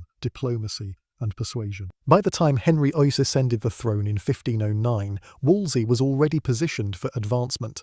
He impressed the young king with his efficiency, his ability to manage details, and his readiness to take on difficult tasks. Unlike the highborn courtiers, who often sought honour and glory for themselves, Wolsey presented himself as the king's tireless servant. He carried out Henry's wishes with speed and thoroughness, earning the monarch's trust. Within a few years, Wolsey had become indispensable. His household reflected his extraordinary position. At Hampton Court, the magnificent palace he built near the Thames, Wolsey maintained a retinue that rivalled the king's own. The grandeur of his residence astonished visitors. Long galleries adorned with tapestries, great kitchens capable of feeding hundreds, chapels resplendent with fine vestments, and chambers fitted for the reception of ambassadors. Some contemporaries remarked that Wolsey lived like a prince rather than a servant, and indeed his household numbered in the hundreds. The sight of his trains of servants, dressed in livery, travelling through London, left no doubt about his wealth and influence. But Wolsey's extravagance was not mere vanity. His household was also a stage upon which he displayed the majesty of Henry's court to foreign envoys. Diplomacy in the 16th century was as much about spectacle as negotiation, and Wolsey used magnificence to impress allies and rivals alike. When ambassadors from France or the Empire arrived, they were received with banquets, entertainments, and ceremonies that projected English power and sophistication. Hampton Court was, in a sense, a second royal palace, a tool of statecraft as well as a personal residence. As Lord Chancellor and papal legate, Wolsey directed much of England's diplomacy. He negotiated treaties with both France and the Holy Roman Empire, always seeking to place England at the centre of European politics. His vision was bold, to make Henry not a minor player overshadowed by greater powers, but a king whose friendship and enmity could tip the balance. The most famous expression of this ambition came in 1520 at the Field of Cloth of Gold, where Henry and Francis I met in a pageant of unparalleled magnificence. Wolsey orchestrated the event, ensuring that the pavilion's jousts and feasts dazzled all who attended. Though the meeting produced little of lasting diplomatic substance, it demonstrated Wolsey's genius for spectacle and his determination to present Henry as the equal of any monarch. Yet diplomacy was a dangerous game, and Wolsey's balancing act between France and the Empire was fraught with risk. At times he aligned Henry with Francis, at other times with Charles V, depending on where advantage seemed to lie. This flexibility allowed England to profit from shifting alliances, but it also bred suspicion. Nobles at court accused Wolsey of serving his own interests rather than the king's. Foreign ambassadors doubted his reliability. Still, for nearly 2 decades, Wolsey managed to navigate these treacherous waters with skill. It was the great matter that undid him. No amount of brilliance or pageantry could resolve the fundamental problem. The Pope's entrapment between Henry's desires and Charles V's power. Wolsey's many enemies seized on his failure. The Boleyn family, rising rapidly in influence, believed Wolsey had tried to obstruct Anne's progress. They accused him of dragging his feet, of being secretly loyal to Catherine. The old nobility, long resentful of his dominance, whispered that he was arrogant and self-serving. Even the commons, who had often grumbled at the heavy taxation he imposed to fund Henry's wars, murmured against him. As Wolsey's influence waned after the Blackfriars fiasco, his enemies closed in. The Duke of Norfolk, head of one of England's oldest noble families, played a leading role. Norfolk and his kin saw in Anne's ascendancy a chance to reclaim power that Wolsey had monopolised. They pressed Henry with stories of Wolsey's failures and disloyalty. Anne herself, emboldened by the king's affection, urged Henry to set Wolsey aside. She never forgave him for once sending her to Hever Castle in an attempt to cool the king's infatuation. The final years of Wolsey's life were a study in decline. Stripped of the Great Seal, he retreated to his ecclesiastical offices, spending time in York where he sought to exercise his duties as Archbishop. Ironically, freed from the burdens of state, he proved to be a conscientious shepherd of his diocese, visiting parishes, settling disputes, and hearing confessions. Some accounts suggest that he was happier in those months, closer to the simple priesthood from which he had begun. Yet he remained haunted by the shadow of suspicion. His enemies continued to plot, and in 1530 charges of treason were levelled against him. The journey south toward London was his last. Falling ill at Leicester Abbey, he knew that he would not survive to stand trial. His death spared him the humiliation of execution, but his reputation was forever marked by the abruptness of his fall. To his contemporaries, Wolsey's fate was a cautionary tale. Even the greatest minister could not withstand the king's wrath when favour turned to anger. Yet in the long view of history, Wolsey's career reveals the extraordinary possibilities of the Tudor age. A man of humble birth had commanded the machinery of state, shaped European diplomacy, and built palaces that still endure. His fall was as spectacular as his rise, but his legacy of ambition, magnificence and service remained woven into the fabric of Henry's reign. For Henry, Wolsey's death closed a chapter. The minister who had once been his alter ego was gone, and with him the last hope of resolving the great matter through papal channels. The stage was now cleared for a new order, one in which Henry himself would assert authority over church as well as state. For Anne Boleyn, Wolsey's removal cleared her path to the throne, and for England, the fall of Wolsey signalled that the old ways of diplomacy and obedience to Rome were giving way to something more radical. In the silence of Leicester Abbey, where Wolsey breathed his last, the great cardinal's story ended. But in the palaces of London, in the chambers of Henry and Anne, a new story was beginning, one that would change not only the court, but the very faith of the English people. Chapter 8. Anne Ascendant. The removal of Cardinal Wolsey from power created a void at the very heart of the Tudor court. For nearly 2 decades he had been the architect of Henry VIII policies, the buffer between king and council, the intermediary between monarch and pope. When he fell, the carefully woven threads of diplomacy, administration and church governance were left dangling. Into that void stepped not another great minister, but a woman whose influence was unlike anything England had ever known. Anne Boleyn, once dismissed as a lady-in-waiting, now stood at the centre of power. It is important to remember that Anne's position did not arise from official title or office. She was not yet queen, nor even betrothed in a manner sanctioned by law or the church.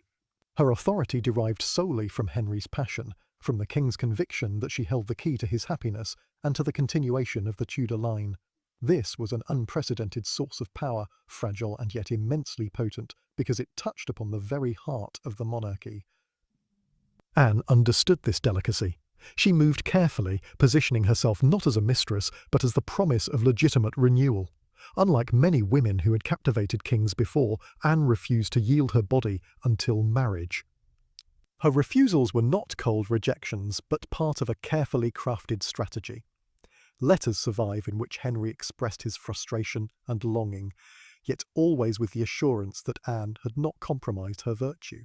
In this way she distinguished herself from Catherine of Aragon, who after 2 decades of marriage had failed to provide a living male heir. At court, Anne's presence became inescapable. She presided at entertainments, dressed with calculated brilliance, and spoke with wit and confidence. Observers remarked upon her French style of fashion. Sleeves cut to reveal delicate fabrics beneath, hoods shaped in the Parisian style, gowns trimmed with fur in winter and embroidery in summer. She was not conventionally beautiful. Her detractors pointed to her dark complexion, long neck, and small mouth, but she possessed a magnetism that captivated those who spoke with her. Her eyes, noted one contemporary, seemed always alive, flashing with intelligence and spirit. Anne's family also rose with her. Her father, Thomas Boleyn, was already a skilled diplomat, but now his prominence grew as he was entrusted with embassies and rewards. Her uncle, the Duke of Norfolk, head of the powerful Howard family, became one of the most influential men at court. The Boleyn circle expanded outward, filling key posts with allies and dependents. The fall of Wolsey had not only removed an obstacle, it had also opened the gates for a new faction, one bound by kinship and shared ambition. Yet Anne's influence extended beyond family advancement. She was increasingly seen as a patroness of reformist ideas. The 1520s were years of intense religious ferment, as Martin Luther's writings spread across Europe and questions of papal authority shook traditional certainties. In England, smuggled books carried Lutheran and evangelical teachings to universities and towns, while Anne was not a radical reformer, as she was sympathetic to certain currents of thought. She owned and read William Tyndale's English translation of the New Testament, a dangerous possession at a time when such works were forbidden. She also supported scholars like Thomas Cranmer, who would later become Archbishop of Canterbury. This sympathy aligned with Henry's growing frustration with Rome. Though the king remained doctrinally conservative, he wrote against Luther and was praised by the Pope as a defender of the faith. His anger at papal obstruction in the great matter created an opening. Anne encouraged Henry to see himself as sovereign not only in politics but in religion. To some extent, she fostered the idea that the king need not depend on Rome for authority. Her influence thus helped to prepare the intellectual soil in which the English Reformation would take root, the egg root. The late 1520s and early 1530s were therefore a time of transformation at court. The rituals of courtship between Henry and Anne became the backdrop for profound political change. Ambassadors reported constantly on Anne's movements, for they understood that access to her meant access to Henry's mind. The Spanish ambassador, Eustace Chapais, hostile to Anne and loyal to Catherine, described her influence with alarm. He depicted her as manipulative, arrogant and ambitious, convinced that she was steering England toward ruin. Yet even his hostile reports confirmed her dominance. No decision of importance seemed to be made without her involvement. The court itself reflected Anne's ascendancy. Feasts and pageants took on new themes, emphasizing renewal, fertility, and hope for the future. The tournaments in which Henry participated were adorned with symbols suggesting constancy and union. Poets composed verses comparing Anne to goddesses and heroines. Music, a favourite pastime of both Henry and Anne, provided another avenue for display. Henry composed songs in her honour, and she encouraged musicians at court to perform works that elevated themes of love and fidelity. Yet amid this glittering display, there remained tension and resistance. Catherine of Aragon, though increasingly marginalised, refused to yield her position. She maintained her dignity, appearing at court when required, and insisted on being recognised as queen. Her supporters, particularly among the people, continued to honour her. Many in England viewed Anne as an interloper, a threat to established order. This undercurrent of hostility never disappeared, and Anne would always be conscious of the precariousness of her position. Nevertheless, by 1530 it was clear that Anne's star was in the ascendant. Henry granted her estates and jewels, showered her with letters expressing his devotion, and allowed her family to prosper. She moved ever closer to the throne, not yet crowned, but already exercising influence that surpassed most queens. Her apartments at court became a hub of activity where ambassadors sought audiences, courtiers sought favour, and scholars found patronage. This moment, between Wolsey's fall and her eventual queenship, was the zenith of Anne's influence as a consort in waiting. She had not yet encountered the dangers of disappointment, nor the perils of childbirth, nor the envy that her crown would provoke. She stood instead at the height of promise, the woman who had captured a king's heart and reshaped a nation's destiny. The future seemed open, filled with triumph. But within that promise lay the seeds of tragedy, for the very qualities that brought her to power, her determination, her refusal to compromise, her boldness, would also, in time, contribute to her downfall. For the moment, however, Anne was secure. She was no longer merely the daughter of a courtier or the sister of a diplomat. She was the woman around whom the affairs of England now revolved, the focus of hope, resentment, and ambition. With every passing month, it became harder to imagine a future in which she was not queen. The path to that destiny was not yet complete, but it was unmistakably before her. The crown of England, once distant, now lay within reach. Chapter 9. The break with Rome, the years that followed Wolsey's fall, and Anne Boleyn's ascendancy marked one of the most transformative periods in English history. What had begun as a king's private longing for a new marriage became a revolution that altered the very foundations of the realm. The struggle to free Henry VIII from Catherine of Aragon's marriage bond grew steadily into a struggle to free England itself from the authority of Rome. And at the heart of this momentous change stood Anne Boleyn, whose presence gave urgency to Henry's cause and whose influence helped shape the path it would take. By 1530, the situation had reached a deadlock. The Pope, Clement VII, remained a virtual prisoner of Charles V, Catherine's powerful nephew. Any hope that Rome might grant an annulment in Henry's favour was faint. Henry's frustration deepened with each passing month. He had already waited years, convinced that his marriage was invalid and that Anne was destined to be his wife. Yet the machinery of papal justice moved slowly, obstructed by politics and foreign pressures. In this climate of delay and disappointment, new ideas began to take firmer root. The suggestion that Henry might not need Rome's approval, once whispered by bold scholars, gained strength.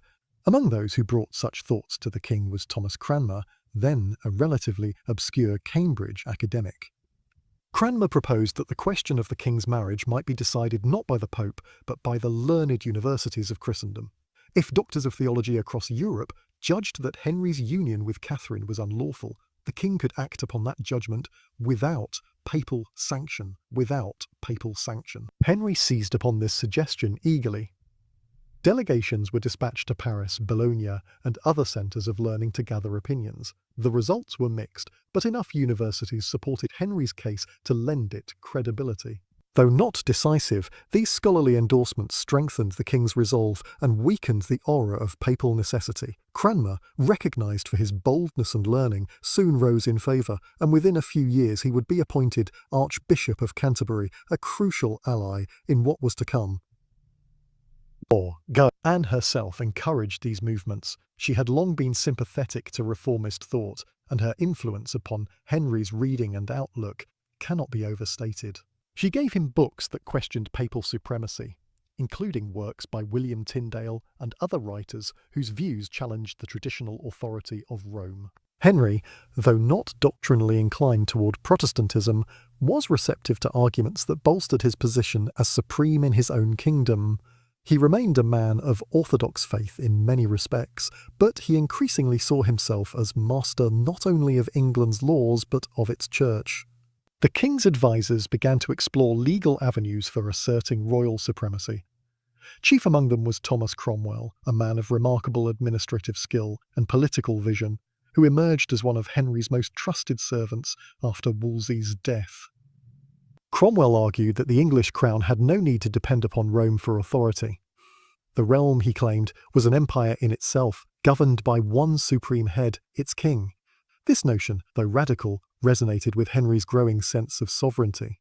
Between 1531 and 1534, A series of measures slowly severed the ties between England and Rome. The clergy were compelled to acknowledge Henry as a supreme head of the Church of England, albeit with the cautious phrase, as so far as the law of Christ allows.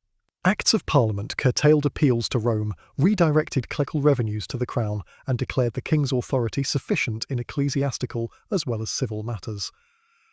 Each step was presented as a matter of national independence, of defending England's rights against foreign interference. The marriage question provided the immediate impetus, but beneath it lay deeper currents: resentment of papal taxation, desire for greater royal control over the church's wealth, and a spirit of reform that had been spreading quietly through universities and towns. Anne's presence gave these currents a focus. To many observers, she embodied the new order, a queen who would be crowned not with papal blessing, but by the will of the king and the sanction of Parliament. Opposition remained strong. Catherine of Aragon refused to accept the annulment, insisting that she was Henry's lawful wife. Her steadfastness won her admiration, both in England and abroad. The people continued to support her, and many nobles and clergy hesitated to embrace Henry's bold course. Even within the king's council, doubts lingered. But Henry pressed forward, propelled by desire for Anne, by conviction of his own rightness, and by the counsel of Cromwell and Cranmer. In 1532, an event in France marked the turning point. Henry and Anne travelled to Calais to meet King Francis I, seeking recognition of their union. Francis, cautious but pragmatic, extended a form of acknowledgement that strengthened Henry's hand. Buoyed by this success, Henry returned to England determined to act. Sometime late in 1532 or early in 1533, Henry and Anne were secretly married. By then Anne was already pregnant, making urgency all the greater. The legitimacy of their child depended on a public recognition of the marriage. In May 1533, Archbishop Cranmer convened a court that declared Henry's marriage to Catherine void. Shortly thereafter, Anne was formally crowned queen in a magnificent ceremony at Westminster Abbey, a pageant intended to impress upon the nation that a new order had begun. This was the decisive moment of the break with Rome. The Pope responded with excommunication, condemning Henry's actions and threatening spiritual penalties. But Henry, supported by his parliament and emboldened by his queen, pressed on. The Acts of Supremacy and Succession confirmed that the king, not the Pope, was head of the English Church, and that Anne's children would be recognised as legitimate heirs. Thus, what began as a personal desire for annulment had grown into a revolution in governance and religion. The authority of the Pope, long accepted as supreme, was rejected within England's borders. The king stood as the sole sovereign in both temporal and spiritual matters, and though the full consequences of this rupture would unfold over decades, its origins were inseparable from Anne's ascendancy. For Anne, this was the moment of triumph. She had achieved what few thought possible. She had become queen against the opposition of Rome, the disapproval of much of Europe, and the resistance of Catherine's supporters. She was crowned not as a consort merely, but as the symbol of a new chapter in English history. Yet, as the months passed, triumph would give way to challenge. For the crown she now wore carried expectations she could not easily fulfill, and the path ahead, though glorious in appearance, was strewn with dangers that even she could not foresee. Chapter 10. Anne the Queen, the summer of 1533, marked the zenith of Anne Boleyn's long and arduous ascent. For years she had been the subject of whispers, speculation and resentment, a woman in waiting, her fate entangled with the hopes of a king and the anxieties of a kingdom. Now, at last, she stood crowned as Queen of England, her position sanctioned not by papal authority, but by the will of Henry and the newly declared independence of the English Church. Her coronation was both a personal triumph and a national declaration of change. The ceremony took place on June 1st, 1533, at Westminster Abbey, preceded by elaborate pageantry that stretched across several days. Anne travelled by barge along the Thames, the river crowded with vessels adorned in banners and streamers. Citizens of London lined the banks, called upon to cheer their new queen, though accounts suggest the enthusiasm was uneven. Some greeted her with curiosity, others with cautious silence, for the memory of Catherine lingered strongly. Yet the display was magnificent. Cloth of gold draped over triumphal arches, pageants staged at city gates, allegories performed by actors and musicians. The symbolism was clear. It was not merely entering into Henry's household, but into the nation's identity. Inside Westminster Abbey, the ceremony unfolded with solemn grandeur. Anne was anointed with holy oil, crowned and enthroned, her hands bearing the sceptre and rod that marked her as consort and sovereign partner. She wore a gown of white, embroidered with gold and jewels, her hair loose upon her shoulders, in the manner of queens, a coronet of precious stones upon her head.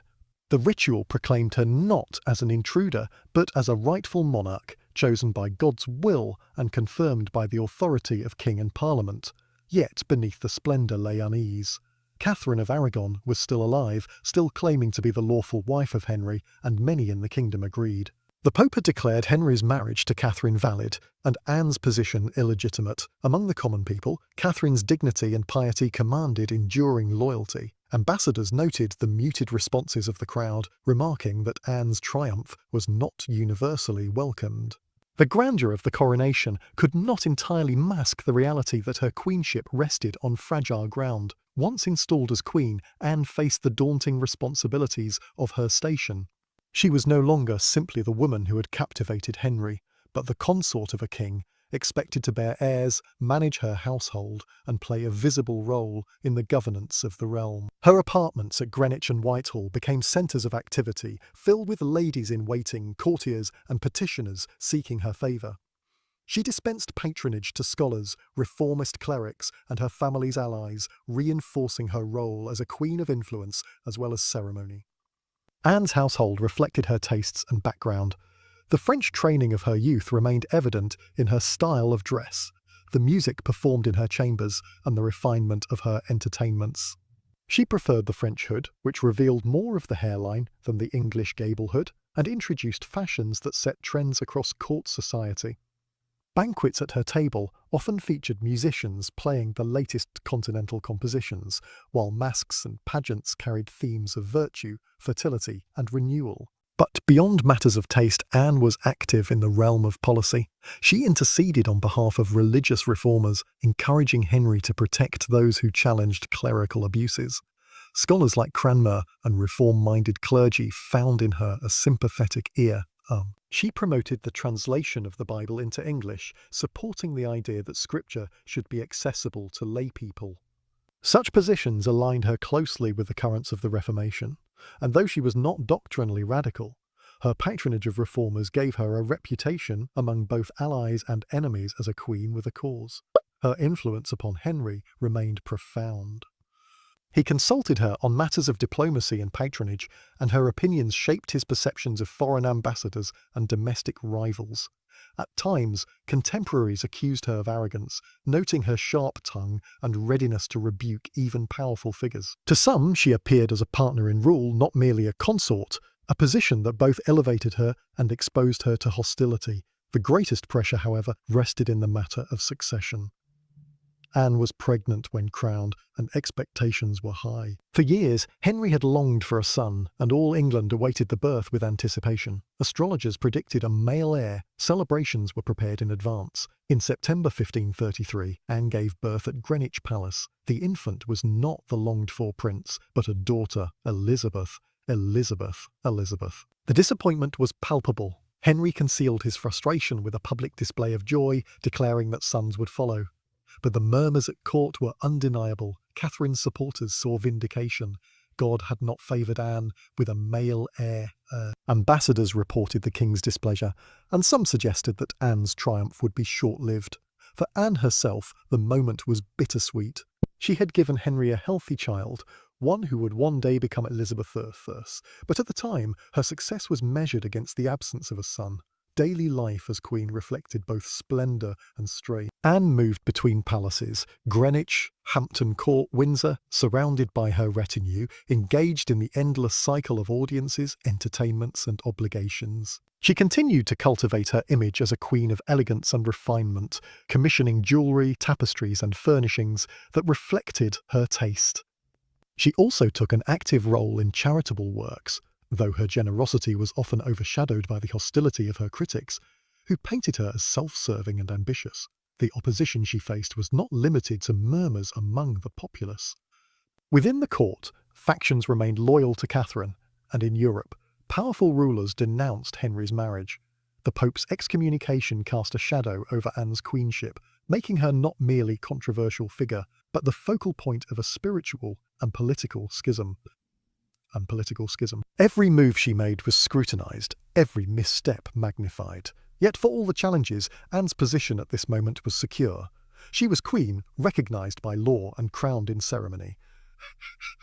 Henry adored her, writing of her virtues and defending her against detractors. Her family held positions of influence, her allies in the reformist clergy advanced steadily, and her daughter, though not the son expected, was declared legitimate heir. For a brief span, Anne enjoyed the fruits of her long struggle, the crown resting upon her head as the visible sign of victory. Still, the weight of expectation pressed heavily. The crown that glittered so brightly was also a burden. She had risen further than any woman of her station might have dreamed, but she stood in a precarious position where failure to produce a male heir or to maintain the king's affection could mean disaster. In the shimmering halls of her palaces, amid the music and pageantry, Anne must have felt the unease that accompanied triumph, the knowledge that greatness, once attained, is always shadowed by peril. Chapter 11. Elizabeth's birth and hopes on the 7th of September, 1533. After months of eager speculation and elaborate preparations, Queen Anne Boleyn gave birth at Greenwich Palace. The rooms of the royal apartments had been carefully sealed off in the traditional fashion of confinement, draped in rich hangings to exclude light and air, creating a chamber of solemn seclusion befitting the Queen's condition. Physicians, midwives, and ladies of the court waited anxiously. Henry VIII himself paced in anticipation, convinced by astrologers and soothsayers that at last the son he had longed for would be born. But when the child arrived, she was not the longed-for prince, but a girl. Anne's firstborn, the infant who would one day reign as Elizabeth I, entered the world into an atmosphere of muted disappointment. Henry, though initially disconcerted, masked his frustration with outward joy. He assured his courtiers that the child was healthy, that sons would surely follow, and that God's providence had merely delayed, not denied, his hopes. Yet beneath his bravado, the sting of unfulfilled expectation was sharp. Anne herself must have felt the paradox keenly. She had fulfilled the Queen's most sacred duty, bearing a legitimate child to continue the Tudor line. Yet, because the child was female, her triumph was tinged with failure in the eyes of many. Still, she rallied her pride. Elizabeth was christened with all due pomp in the church of the Observant Friars at Greenwich. A grand procession carried the tiny infant swaddled in cloth of gold, accompanied by nobles and clergy. Cranmer, now Archbishop of Canterbury and one of Anne's strongest allies, stood as godfather, a visible sign that Elizabeth embodied not only dynastic hope but the religious and political future of the kingdom. The pageantry of the christening was deliberate. Anne and Henry intended to demonstrate that Elizabeth was not a disappointment but a sovereign jewel, the legitimate heir of England. Trumpets sounded, heralds proclaimed her name, and feasts followed. Yet among the people, whispers circulated. Many still clung to Catherine of Aragon's daughter, Mary, as the rightful princess. Others muttered that God had shown displeasure with Anne by denying her a son. Even as Elizabeth was carried in triumph, her very existence stirred division. In the months that followed, Anne devoted herself to her infant daughter with a fierce maternal devotion. Accounts suggest she often visited the nursery, lavishing Elizabeth with affection, commissioning fine clothes and furnishings for her chamber. She ordered cradles lined with damask and fur, and delicate garments embroidered with pearls and lace. Elizabeth's household was carefully chosen, staffed with nurses, rockers, and attendants of impeccable reputation. Anne understood that the presentation of her child was a reflection of her own queenship. Every detail of Elizabeth's care was a statement of legitimacy and dignity, yet the Queen's joy was tempered by Henry's restless impatience. The king visited his daughter with cordial interest, but his disappointment was thinly veiled. He had broken with Rome, defied the Pope, and overturned the religious fabric of the kingdom, all in the pursuit of a male heir. Elizabeth's birth had not fulfilled that ambition. Already courtiers whispered about Anne's duty to try again quickly, to prove herself capable of producing the son who would secure the dynasty. Pressure was immense, and Anne knew that her place remained precarious. Still, Elizabeth's presence carried its own fragile hopes. To Anne, she was not only her beloved daughter, but the living justification of her rise.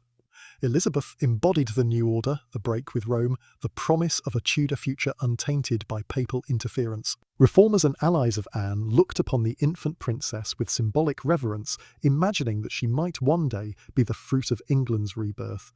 Elizabeth's infancy was surrounded by political manoeuvring. Parliament declared her legitimate, disinheriting Mary, and requiring subjects to swear an oath recognising Anne as lawful queen and Elizabeth as heir.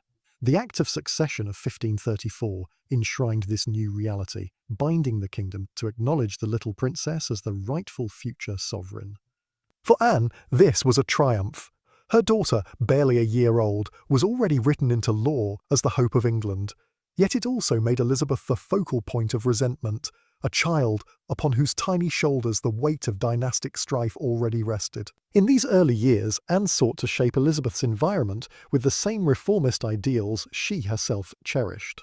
Scholars, humanists, and reform-minded clergy were welcomed into Elizabeth's circle, laying the foundation for the education that would later distinguish her as one of the most learned monarchs of her age. Anne's patronage of books and tutors for her daughter reflected her conviction that Elizabeth's gender need not limit her greatness. Where others saw disappointment, Anne saw potential. But hope was a fragile thing. For every expression of joy over Elizabeth, there were murmurs of doubt. Foreign courts scoffed at Henry's a princess, regarding her as a bastard in the eyes of Rome. Catherine's allies lamented Mary's humiliation and whispered that justice would one day restore her. Even in England, affection for Catherine lingered strongly among the people, and Elizabeth's legitimacy was contested in taverns, markets, and pulpit sermons. For Anne, the tension was relentless. She was both mother and queen, struggling to protect her child while bearing the burden of expectation. Each smile from Elizabeth was a private consolation. But every public appearance reminded Anne that her daughter was not merely hers. She was the battleground of a nation's future.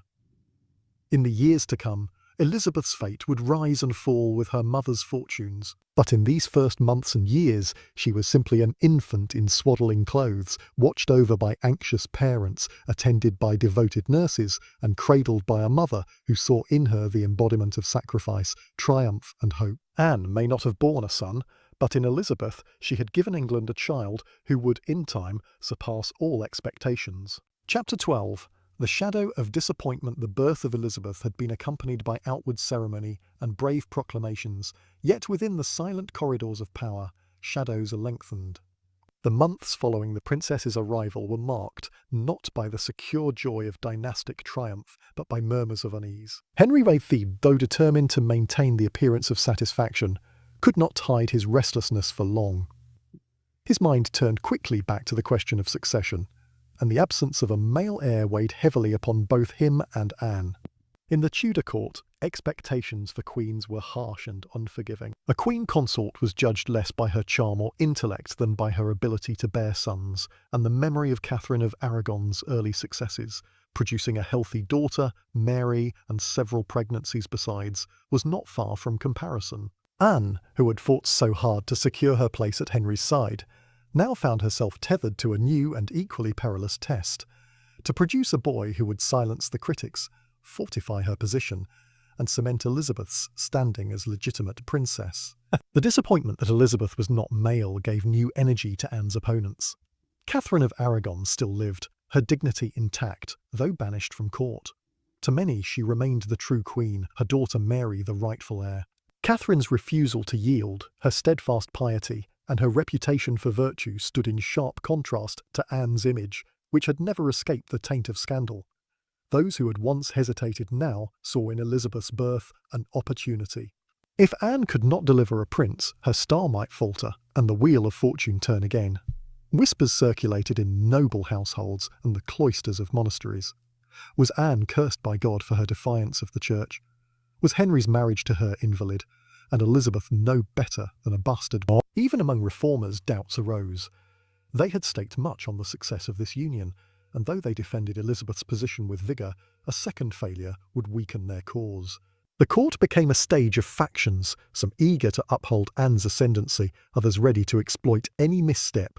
Anne herself understood these dangers with acute clarity. She was ambitious and intelligent, and she knew the precariousness of her triumph. Letters suggest she invested herself deeply in Elizabeth's upbringing, but she could not ignore the necessity of another pregnancy.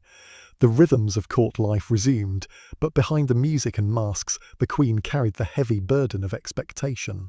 Henry's own moods reflected the tension of the age. Still vigorous, still commanding, he remained the centre of courtly life, but his patience was not limitless.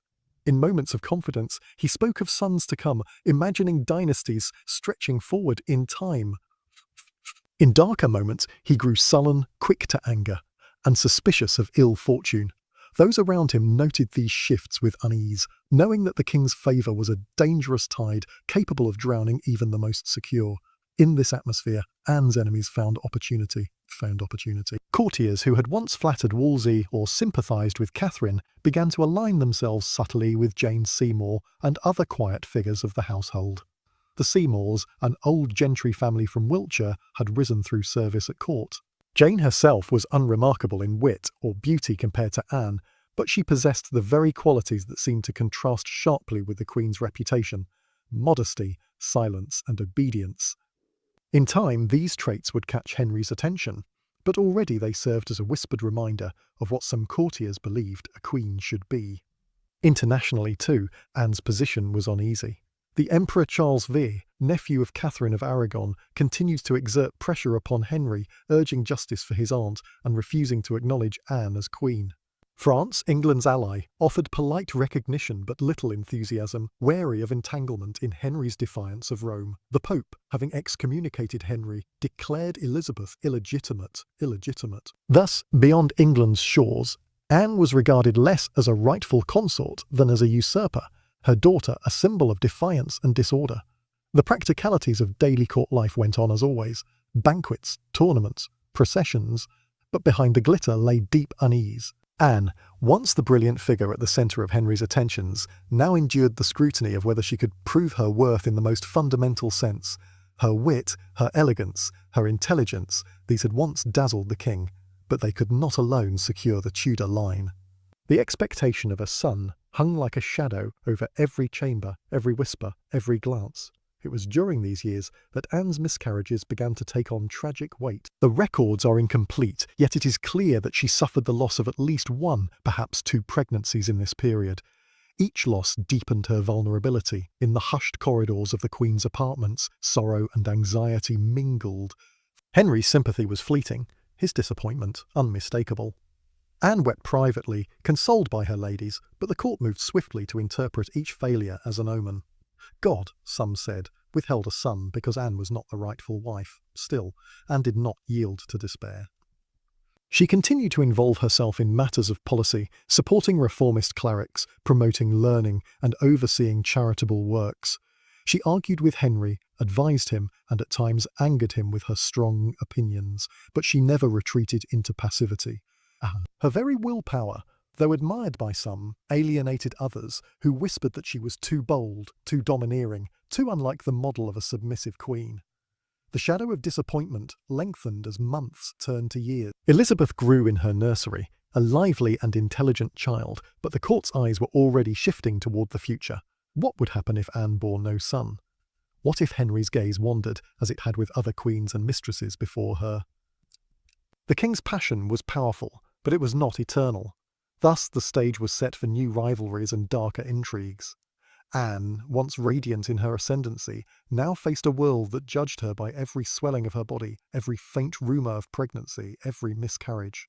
Her enemies sharpened their knives, not yet openly but with patience, knowing that in the Tudor court, disappointment was often the prelude to downfall. Chapter 13. Enemies at court, the corridors of the Tudor court, glittering with gold, threaded tapestries, and filled with the sounds of minstrels and courtiers, masked beneath their pageantry a quieter and more perilous reality.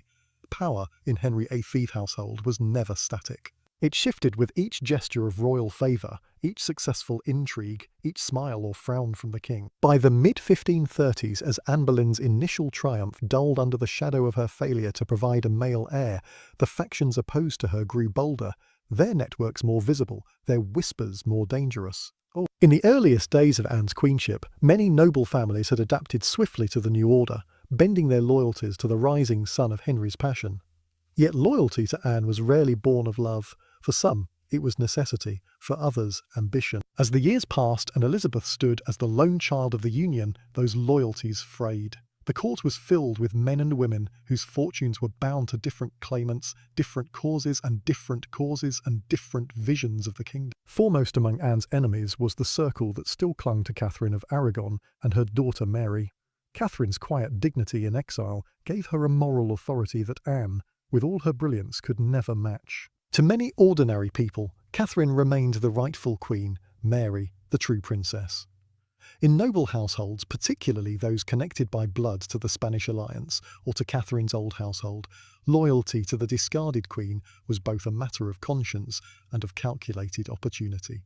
Should Henry tire of Anne, those who had remained steadfast in their devotion to Catherine and Mary might be restored to favour.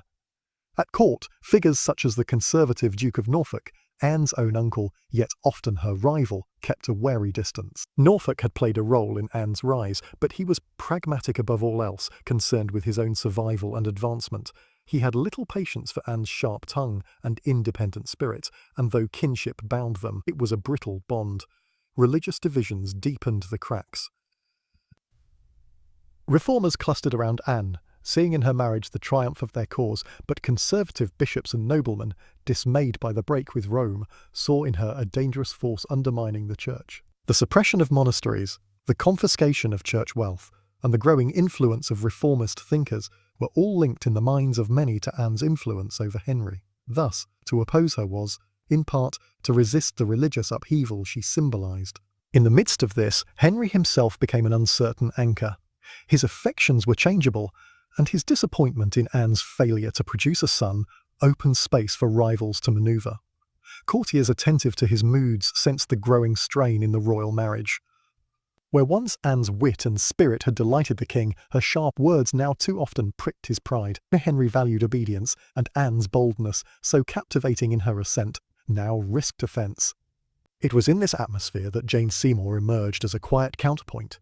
A lady-in-waiting of modest demeanour, Jane did not dazzle with brilliance, but rather embodied the ideal of meekness. Where Anne was witty, Jane was silent. Where Anne argued, Jane submitted. Courtiers eager to undermine the Queen saw in Jane a potential tool, a vessel into which Henry's frustrations might be poured.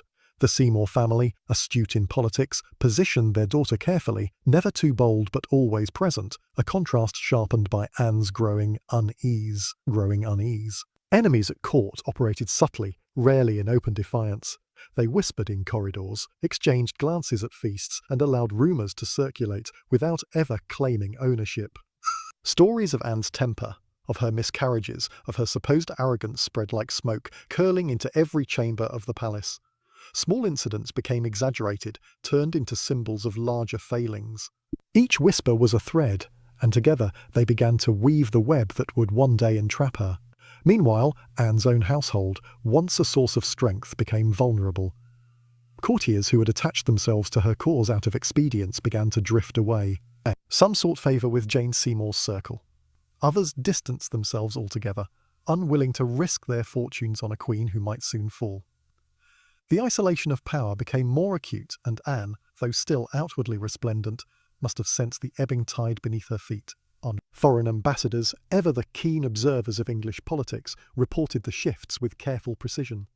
Dispatches from the imperial ambassador, Eustace Chappies, recorded the growing discontent with Anne and Henry's coldness toward her. Chappies himself, loyal to Catherine and Mary, took satisfaction in these developments, portraying Anne as hated by the people, isolated among the nobility, and vulnerable to downfall. His reports circulated through European courts, reinforcing the image of Anne as a queen whose position was precarious at best. Amid all this, the daily life of the court continued with outward magnificence. Masques were performed, hunts organised, banquets laid in shimmering halls. Yet beneath the glitter, the air was thick with unease. Every masque had an unspoken script, every dance a hidden meaning, every alliance a potential betrayal. To live at Henry's court was to inhabit a world where favour could vanish overnight, and none understood this more than Anne. and none understood this more than Anne. For now, she remained queen, mother of the recognised heir, still at the centre of power, yet her enemies were no longer merely whispering in shadows. They were gathering, aligning themselves with caution but with growing confidence. The outlines of the web were faint but visible. A queen without a son was a queen at risk, and in the Tudor court, risk often ended at the scaffold. Chapter 14. The fall begins. The early months of 1536 brought with them a series of events that would alter the course of Anne Boleyn's life and set in motion her decline from queen to condemned woman. Though outwardly still resplendent in her role, presiding over court ceremonies, advising Henry and maintaining the trappings of majesty, Anne's position had never been more precarious. The loss of royal favour, once a distant danger, now pressed closer with every turn of fortune. The year began with tragedy for Henry VIII. In January, Catherine of Aragon, Anne's long-standing rival and Henry's first wife, died at Kimbolton Castle. Though she had been banished from court for years, her presence lingered as a quiet reproach to Anne's reign. When news of Catherine's death reached Henry and Anne, the court responded with elaborate pageantry. Henry and Anne wore bright yellow, an unusual colour of celebration, to signal their relief that Catherine, whom Henry had long called the Dowager Princess of Wales, could no longer serve as a rallying figure for opposition. To them, it was a moment of triumph. With Catherine gone, Anne's queenship was at last unchallenged in law and conscience. Yet fate proved unkind. Only days later, Anne miscarried a child. The details are uncertain, but contemporary reports suggest that the lost child was male. For Henry, who had yearned so long for a son, the disappointment was crushing. The timing was cruel. Just as Anne seemed poised to enjoy secure triumph, the miscarriage cast a pall of despair and anger. Henry's response was swift and cold. His grief over the lost son hardened into bitterness toward Anne. Where once he had reassured her after such losses, now he saw in them confirmation of divine displeasure. To lose a male child so soon after Catherine's death seemed, to many, a sign that God did not bless this marriage. Ambassadors reported Henry's visible withdrawal, his refusal to hide his dissatisfaction. Anne, still weak from her loss, sensed the change immediately. Into this breach stepped Jane Seymour. Once a modest figure in the Queen's household, Jane now occupied the role of quiet confidant to the king. She was demure, careful and unassuming, traits that contrasted sharply with Anne's wit and boldness. Henry, weary of quarrels and disappointments, found in Jane a soothing presence. Courtiers, ever quick to sense the currents of power, began to align themselves with the Seymour faction. The Queen's rivals now had a figurehead, a woman who, in her silence, seemed to embody all that Anne was not. Anne, intelligent and perceptive, recognised the danger. She had once wielded the arts of charm and persuasion to captivate Henry, but now those arts faltered. Her attempts to reassert herself often ended in sharp words, quarrels and tears. Henry, who once relished her spirit, now found it burdensome. The court watched with cautious silence, aware that the king's affections were shifting and that such shifts could seal Anne's fate. The miscarriage of 1536 did more than shake Henry's personal confidence in Anne. It emboldened her enemies. Thomas Cromwell, once her ally in the reformist cause, began to distance himself. Pragmatic and calculating, Cromwell saw that Anne's position weakened Henry's stability and that a new queen might bring him opportunities to secure his own power. Cromwell's silence grew cold and his counsel more reserved. In the politics of Henry's court, such withdrawal was often a prelude to betrayal. At the same time, Elizabeth's position grew increasingly fragile. Parliament had once declared her legitimate heir, but as Henry's disappointment in Anne deepened, so too did his willingness to reconsider succession. Whispers circulated that the king might yet find another wife, and that any child born of such a union would supersede Elizabeth. For Anne, the thought was unbearable. Her daughter, once the triumph of her ambition, might be set aside as easily as Mary had been before her. Religious divisions sharpened as well. Reformers, once confident in Anne's patronage, sensed her waning influence. Some clung to her, hopeful that she might recover the king's favour. Others turned cautiously toward Cromwell and the Seymours. Conservative nobles, meanwhile, saw in Anne's failures a vindication of their belief that the break with Rome had been misguided. Each faction manoeuvred with care, but all recognised that Anne's star was dimming. The Queen, still outwardly commanding, must have felt the weight of these currents. She continued to appear at feasts, to attend hunts, to preside over her household with dignity. but her laughter grew rarer, her temper more quick to flare. Quick to flare. Accounts from ambassadors and courtiers describe her as troubled, anxious, and increasingly isolated. The fall of queens in Tudor England was rarely sudden. It was a gradual process of erosion, each disappointment and rumour chipping away at security until collapse became inevitable. For Anne, the miscarriage of 1536 and Henry's fascination with Jane Seymour marked the beginning of that process.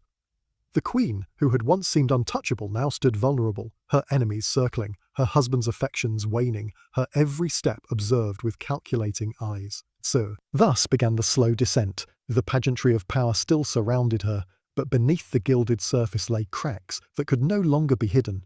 The fall had begun, and though Anne could not yet see its full extent, the path ahead was darkening with every passing day. Chapter 15. Accusations and betrayal. The tide that had once lifted Anne Boleyn to the highest seat in the realm now turned against her, dark and relentless. What had begun as murmurs of discontent at court hardened into careful schemes. By 1536, the Queen stood on treacherous ground.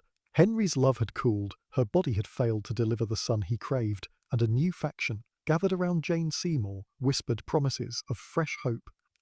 Into this volatile climate stepped Thomas Cromwell, once Anne's ally, now her most dangerous enemy. Cromwell had risen to power in the shadow of Anne's ascendancy. Together, they had championed reform, curbed the monasteries, and helped secure Henry's break with Rome. But by 1536, cracks had formed. Anne, emboldened by her role as queen, pressed too forcefully for policies Cromwell considered his own domain. She spoke boldly against him, challenged his handling of church revenues, and sought to shape reforms according to her vision. For a man as pragmatic and ambitious as Cromwell, Anne had crossed an invisible line. She was no longer an ally, but an obstacle. Henry's waning affection gave Cromwell the opening he needed. The king had grown weary of Anne's quarrels and sharp tongue, weary too of the shadow of failure that clung to her miscarriages. Jane Seymour, mild and deferential, offered the promise of peace, and Henry believed, perhaps, the longed-for son. Thus, Cromwell, ever the realist, understood that to secure Henry's favour he must smooth the path toward Jane, and that meant removing Anne. But in Tudor England, a queen could not simply be dismissed. Catherine of Aragon had been set aside through legal manoeuvres. With Anne, Henry demanded finality.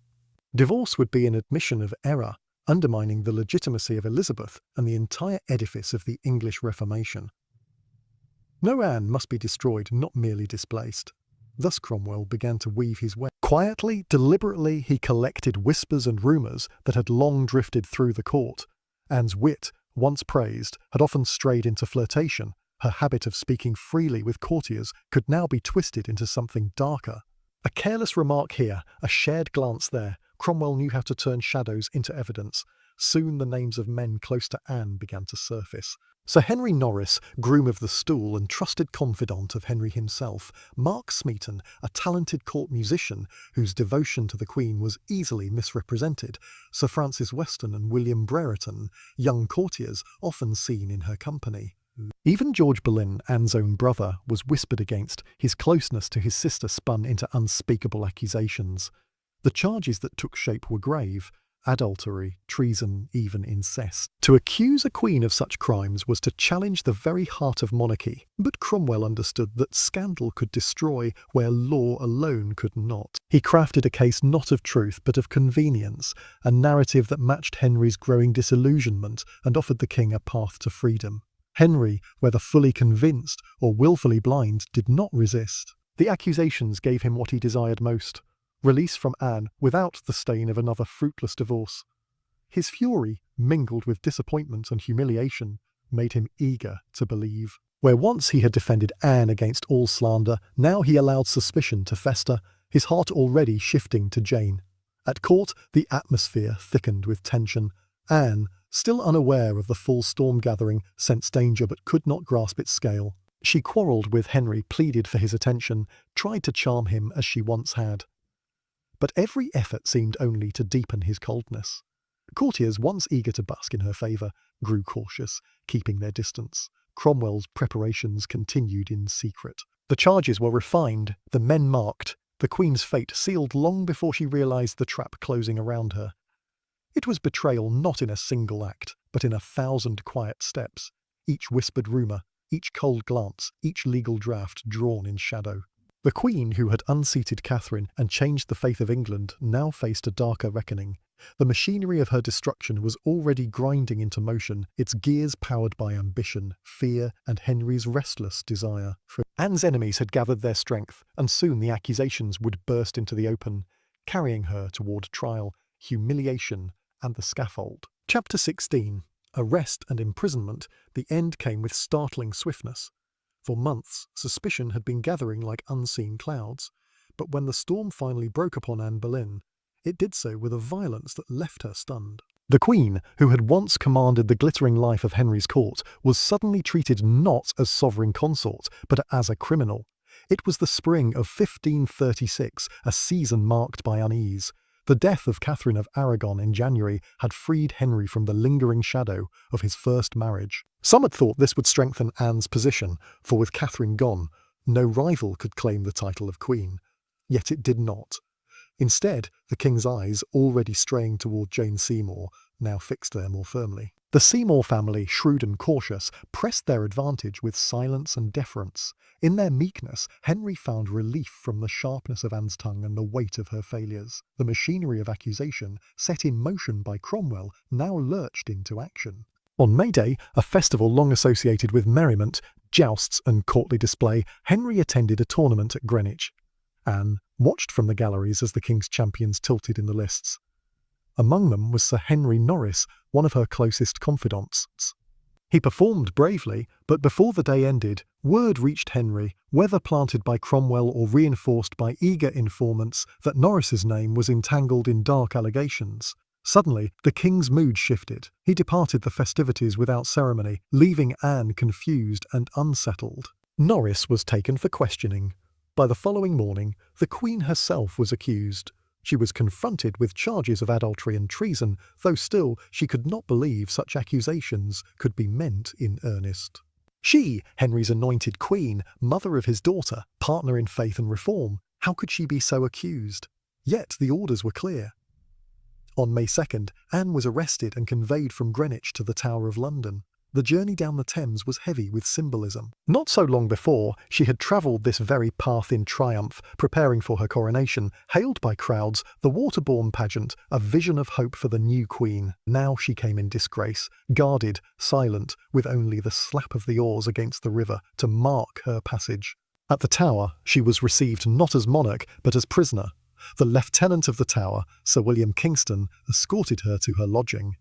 She was granted rooms in the royal apartments, a privilege befitting her rank, but they were nonetheless within prison walls. To Anne, every detail of the Tower must have seemed charged with omen. She knew its history, she knew it was both palace and place of death.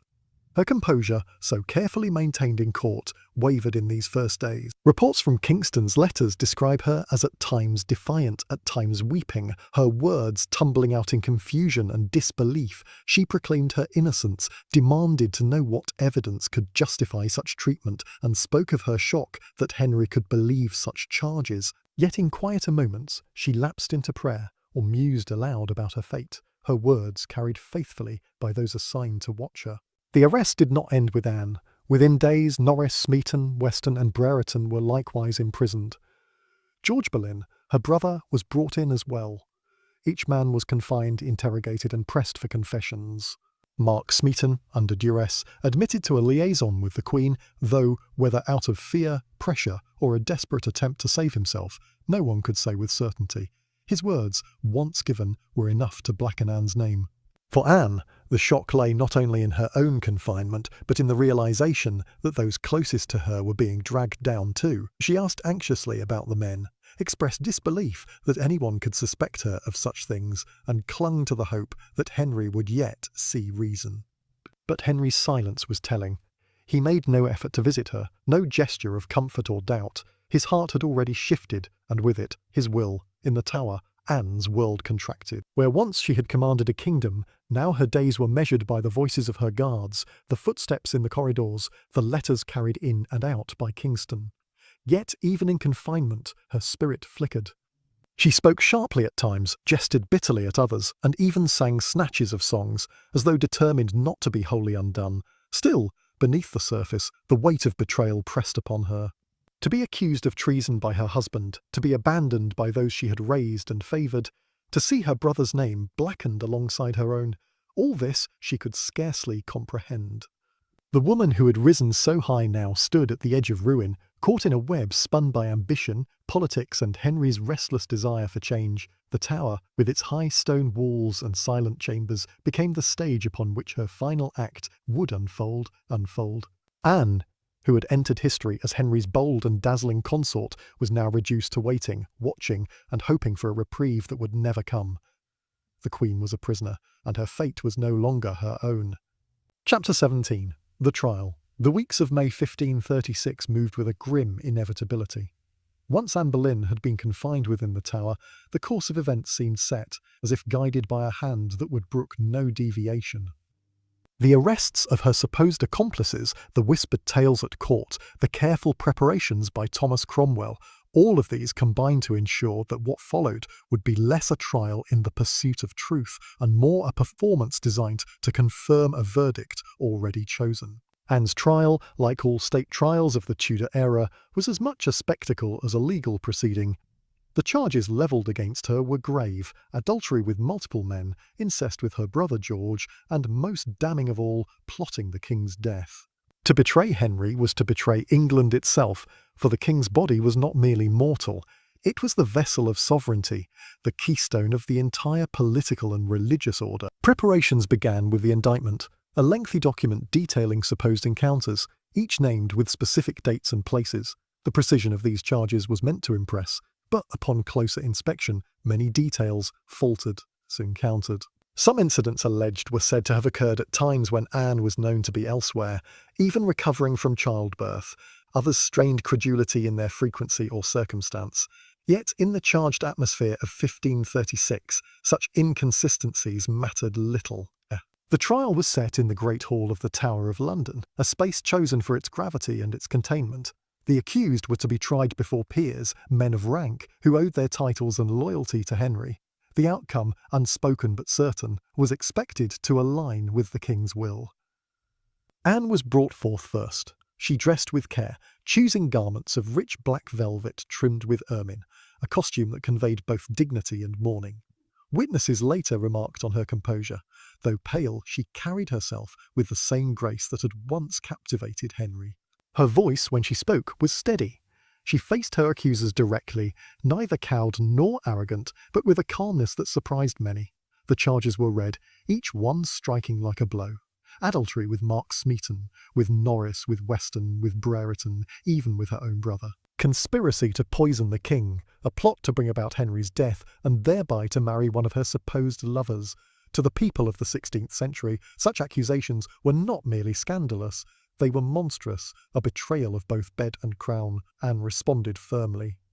She denied every charge, declared her innocence, and called upon God as her witness. She reminded those present of her station as queen, of her duty as wife and mother, and insisted that never had she dishonoured her marriage. Her words, though dignified, could not pierce the hardened intentions of her judges. Her brother George was tried separately, though within the same proceedings. He too denied the charges, speaking eloquently in his defence. Yet the evidence against him was no stronger than against his sister.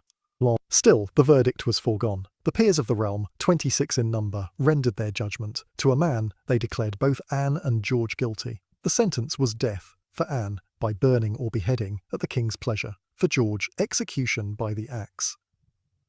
The solemnity of the pronouncement cloaked what was in truth a pre-arranged conclusion. As the verdict was spoken, Anne did not collapse or weep. Instead, she bowed low before the court. With a composure that struck those present, she declared that though condemned, she was ready to die, trusting in God to judge her truly. It was an extraordinary moment, for even in disgrace, she retained a dignity that impressed even those who believed her guilty. The trial, meant to confirm her ruin, left behind a curious after-image. Many who witnessed it could not help but remark upon the weakness of the evidence and the strength of her bearing. Yet such thoughts were of little consequence. For Henry, the purpose had been served. The Queen was condemned, and the path to Jane Seymour lay clear. In the Tower, Anne returned to her confinement. The sentence weighed heavily, though she clung to hope that Henry might show mercy, commuting her fate to a nunnery or some form of exile. But as days passed and Jane Seymour was openly courted by the king, the truth became undeniable. The trial had been the last performance of her life. The next stage would be her death. Chapter 18. The execution. The sentence pronounced in the Great Hall of the Tower cast a long shadow over Anne Boleyn's final days. Once the verdict was spoken, there remained a little suspense about her fate. Yet even so, the days between judgment and execution unfolded with a slow, almost unbearable weight, filled with moments of reflection, prayer, and flashes of the spirit that had once carried her so high. Henry Ivy, who had once risked his kingdom to have her, did not visit her again. His silence was louder than any accusation. Already he was spending his hours with Jane Seymour, who was kept discreetly nearby, her presence a reminder that the crown would not sit long vacant. For Anne, this knowledge must have deepened her grief, that her replacement stood ready, even as her own life ebbed away. Within the tower, arrangements for her death began. Initially, the sentence had specified that she might be burned or beheaded at the king's pleasure. Burning was the traditional punishment for a woman convicted of treason, but Henry granted her what passed for mercy: death by the sword. This unusual choice was presented as a mark of favour, for beheading by the sword was thought quicker and less painful than the axe. A skilled executioner was summoned from Calais, famed for his precision. Anne's conduct in these days impressed even her captors. Sir William Kingston, the lieutenant of the Tower, reported on her words and demeanour to Thomas Cromwell. She wavered between sorrow and serenity, sometimes speaking with bitter wit, sometimes praying fervently. At times she laughed suddenly, a sharp sound that unsettled her attendants, as though grief and disbelief collided in her mind. Yet more often she expressed acceptance. She told Kingston that she believed herself prepared to die and that she trusted her soul to God's keeping. On May 18th, her execution was scheduled, only to be postponed by a day. This delay must have been agonizing. She prepared herself, prayed, and awaited the end, only to be told she must wait again. At last, on the morning of May 19th, the summons came. Anne was to die that day. She dressed carefully, as though for a final audience. Accounts describe her wearing a dark gown of damask, over which she placed a mantle of ermine. Around her neck she wore a simple red kirtle, the colour of blood, and a small headdress that framed her face with quiet dignity. She did not choose jewels or finery. Her appearance was solemn, fitting for a queen about to meet her death. The scaffold had been erected within the Tower grounds before a small assembly of witnesses. It was not a public execution at Tower Hill, but a private one within the fortress walls, yet even so, nobles, officers, and attendants were present to bear witness. The wooden platform, draped in black, stood stark against the pale stone. Upon it rested a block, though in truth it would not be used, for the French swordsman required none. Anne mounted the steps with composure. Those present remarked upon her bearing, noting moved with the same grace that had once captivated Henry's court. At the top, she turned to address the crowd. Her words were carefully chosen, as was customary for the condemned. She did not protest her innocence outright, though she hinted at it. She praised Henry as a good and gracious king, declared her submission to the law, and asked those present to pray for her soul. In speaking thus, she avoided words that might cast blame upon the king or challenge the judgment, for such defiance would have imperilled her daughter's future.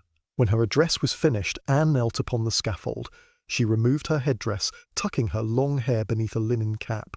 Her ladies wept quietly as they stepped forward to assist her, then withdrew, unable to restrain their grief.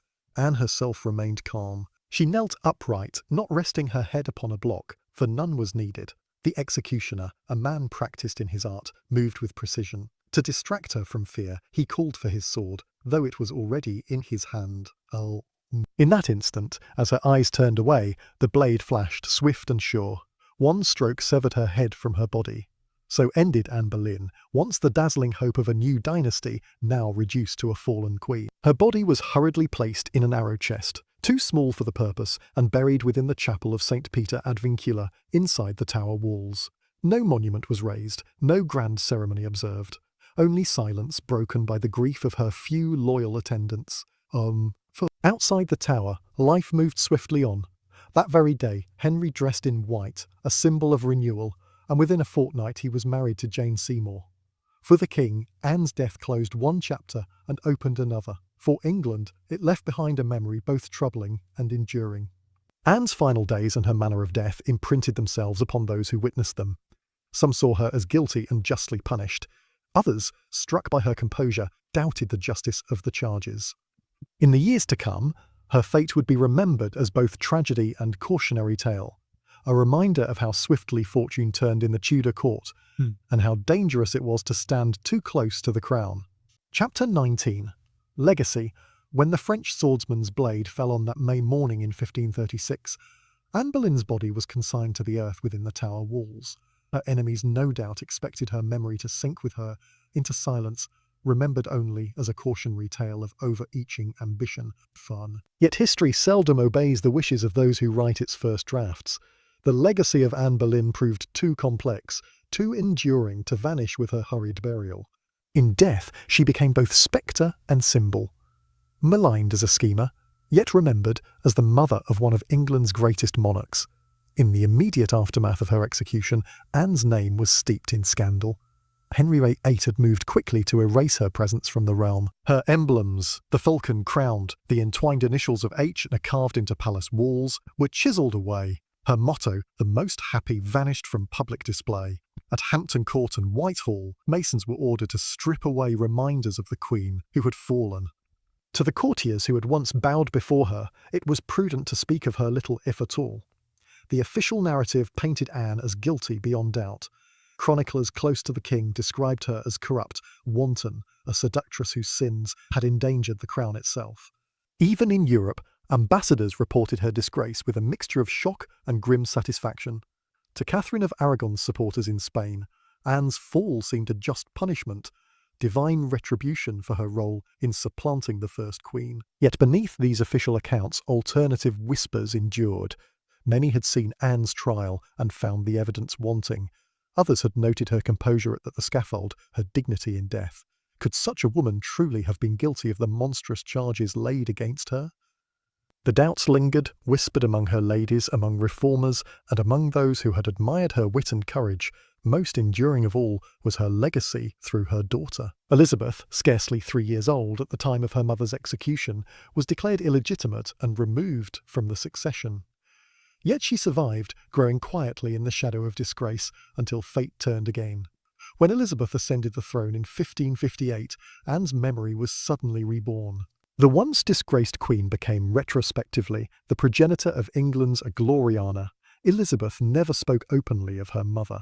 Yet in subtle ways she reclaimed Anne's legacy. She wore jewels that had once belonged to her, cultivated the memory of the Boleyns as a noble lineage, and surrounded herself with men whose families had once stood with Anne. Anne was no longer merely the scandalous queen who lost her head. She was the woman whose bloodline had produced England's golden age. Historians across the centuries have wrestled with Anne's legacy. To some, she was an ambitious schemer, her sharp tongue and restless spirit her undoing. To others, she was a reformer and visionary whose influence on Henry helped shape the English Reformation. Still others see her as victim, a woman caught in the ruthless machinery of Tudor politics, sacrificed to make way for another. In truth, Anne Boleyn's legacy resists simple judgment. She was all these things at once: ambitious, intelligent, flawed, courageous, and tragically vulnerable. Her rise and fall epitomised the volatility of Henry's reign, where fortune could elevate a courtier's daughter to the throne only to strike her down with equal speed. But it is her connection to Elizabeth that gives Anne her enduring place in history. Without Anne, there would have been no Elizabeth I, no Virgin Queen, no Elizabethan age of exploration, drama and national pride. In this sense, Anne's legacy transcends the charges laid against her. Though she died condemned, she left behind a daughter who reshaped England and ensured that her mother's name would never be forgotten. In the Tower Chapel where she rests, Anne Boleyn's grave remained unmarked for centuries. Visitors passed over the worn stones, unaware of the Queen who lay beneath so. Yet history's memory is not bound by silence. Today her resting place is acknowledged, and her story continues to fascinate, debated anew in every generation. Anne's life, brief and turbulent, continues to echo not only in the records of the 16th century, but in the questions her story raises about power, gender, love, ambition, and the cost of change. She was a queen who altered the course of a kingdom. not through long years of rule, but through the force of her presence and the shadow of her death. And so, though her body was laid in a simple chest and lowered into the earth with little ceremony, her name endures. Anne Boleyn, the queen who rose from obscurity, who shaped a king's fate, who died upon a scaffold, and whose daughter became England's greatest monarch, remains one of history's most compelling figures. Her legacy is complex and enduring as the age she helped define. Chapter 20. Reflections afterward. The story of Anne Boleyn begins and ends in shadows.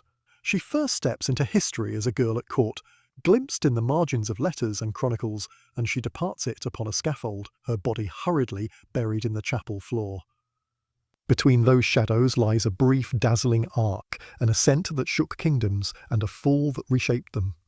Anne's life cannot be told without Henry, for it was his desire, his restlessness, and his will that made her queen and unmade her again. Yet to leave her only as the object of his obsession is to miss the subtler truth. Anne was not a passive figure swept along by the tide. She was an active force, clever and determined, who played her hand boldly in a world where women were rarely allowed to play at all. Her reign as queen was short, less than 3 years, but in that span she altered England forever. The break with Rome, the birth of Elizabeth, the shifting of power at court, all bore her mark. And even in her death she left an imprint, for Henry's ruthlessness in casting her aside showed the perilous balance of Tudor power more starkly than any law or decree could have done. Yet when the dust of her fall settled, and when the years turned into decades, her memory did not lie silent beneath the stones of the Tower Chapel. It rose again in the person of her daughter. Elizabeth carried no banner of her mother's name, but every year of her reign testified to Anne's enduring legacy. Through Elizabeth, Anne's bloodline became inseparable from England's identity, and the age that followed bore the stamp of the daughter for whom Anne had risked all. History has never fully agreed on Anne Boleyn. Was she a schemer undone by her own sharpness, or a victim caught in the machinery of power? A reformer pushing England toward new faith, or a woman who merely survived within the opportunities before her? Perhaps she was all of these at once, ambitious and vulnerable, bold and tragic, brilliant and flawed. What is certain is that she was unforgettable.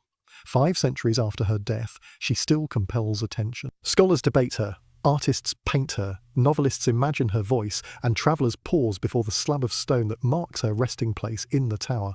Her story endures because it lies at the intersection of human passion and political power, of private hope and public fate. And so, as we close the book, we return to the quiet of that Tower Chapel, where Anne rests beneath the worn stones. Above her, the centuries have passed, kings and queens, wars and reforms, the rise and fall of empires, yet her name, once hurriedly buried with her body, has risen and endured. Anne Boleyn's life reminds us that history is never just a chain of dates and decrees. It is lived in the hearts and choices of people, brave, flawed, reaching for more than the world would give them. Her triumph was fleeting, her end unjust, but her legacy stretched far beyond her own time. Through her, a new England emerged, and through her daughter, her shadow became light. In that, Anne Boleyn achieved something greater than a crown, a place in the unbroken story of history, not as a ghost of scandal, but as a figure whose life and death continue to echo, still in the quiet hours of reflection.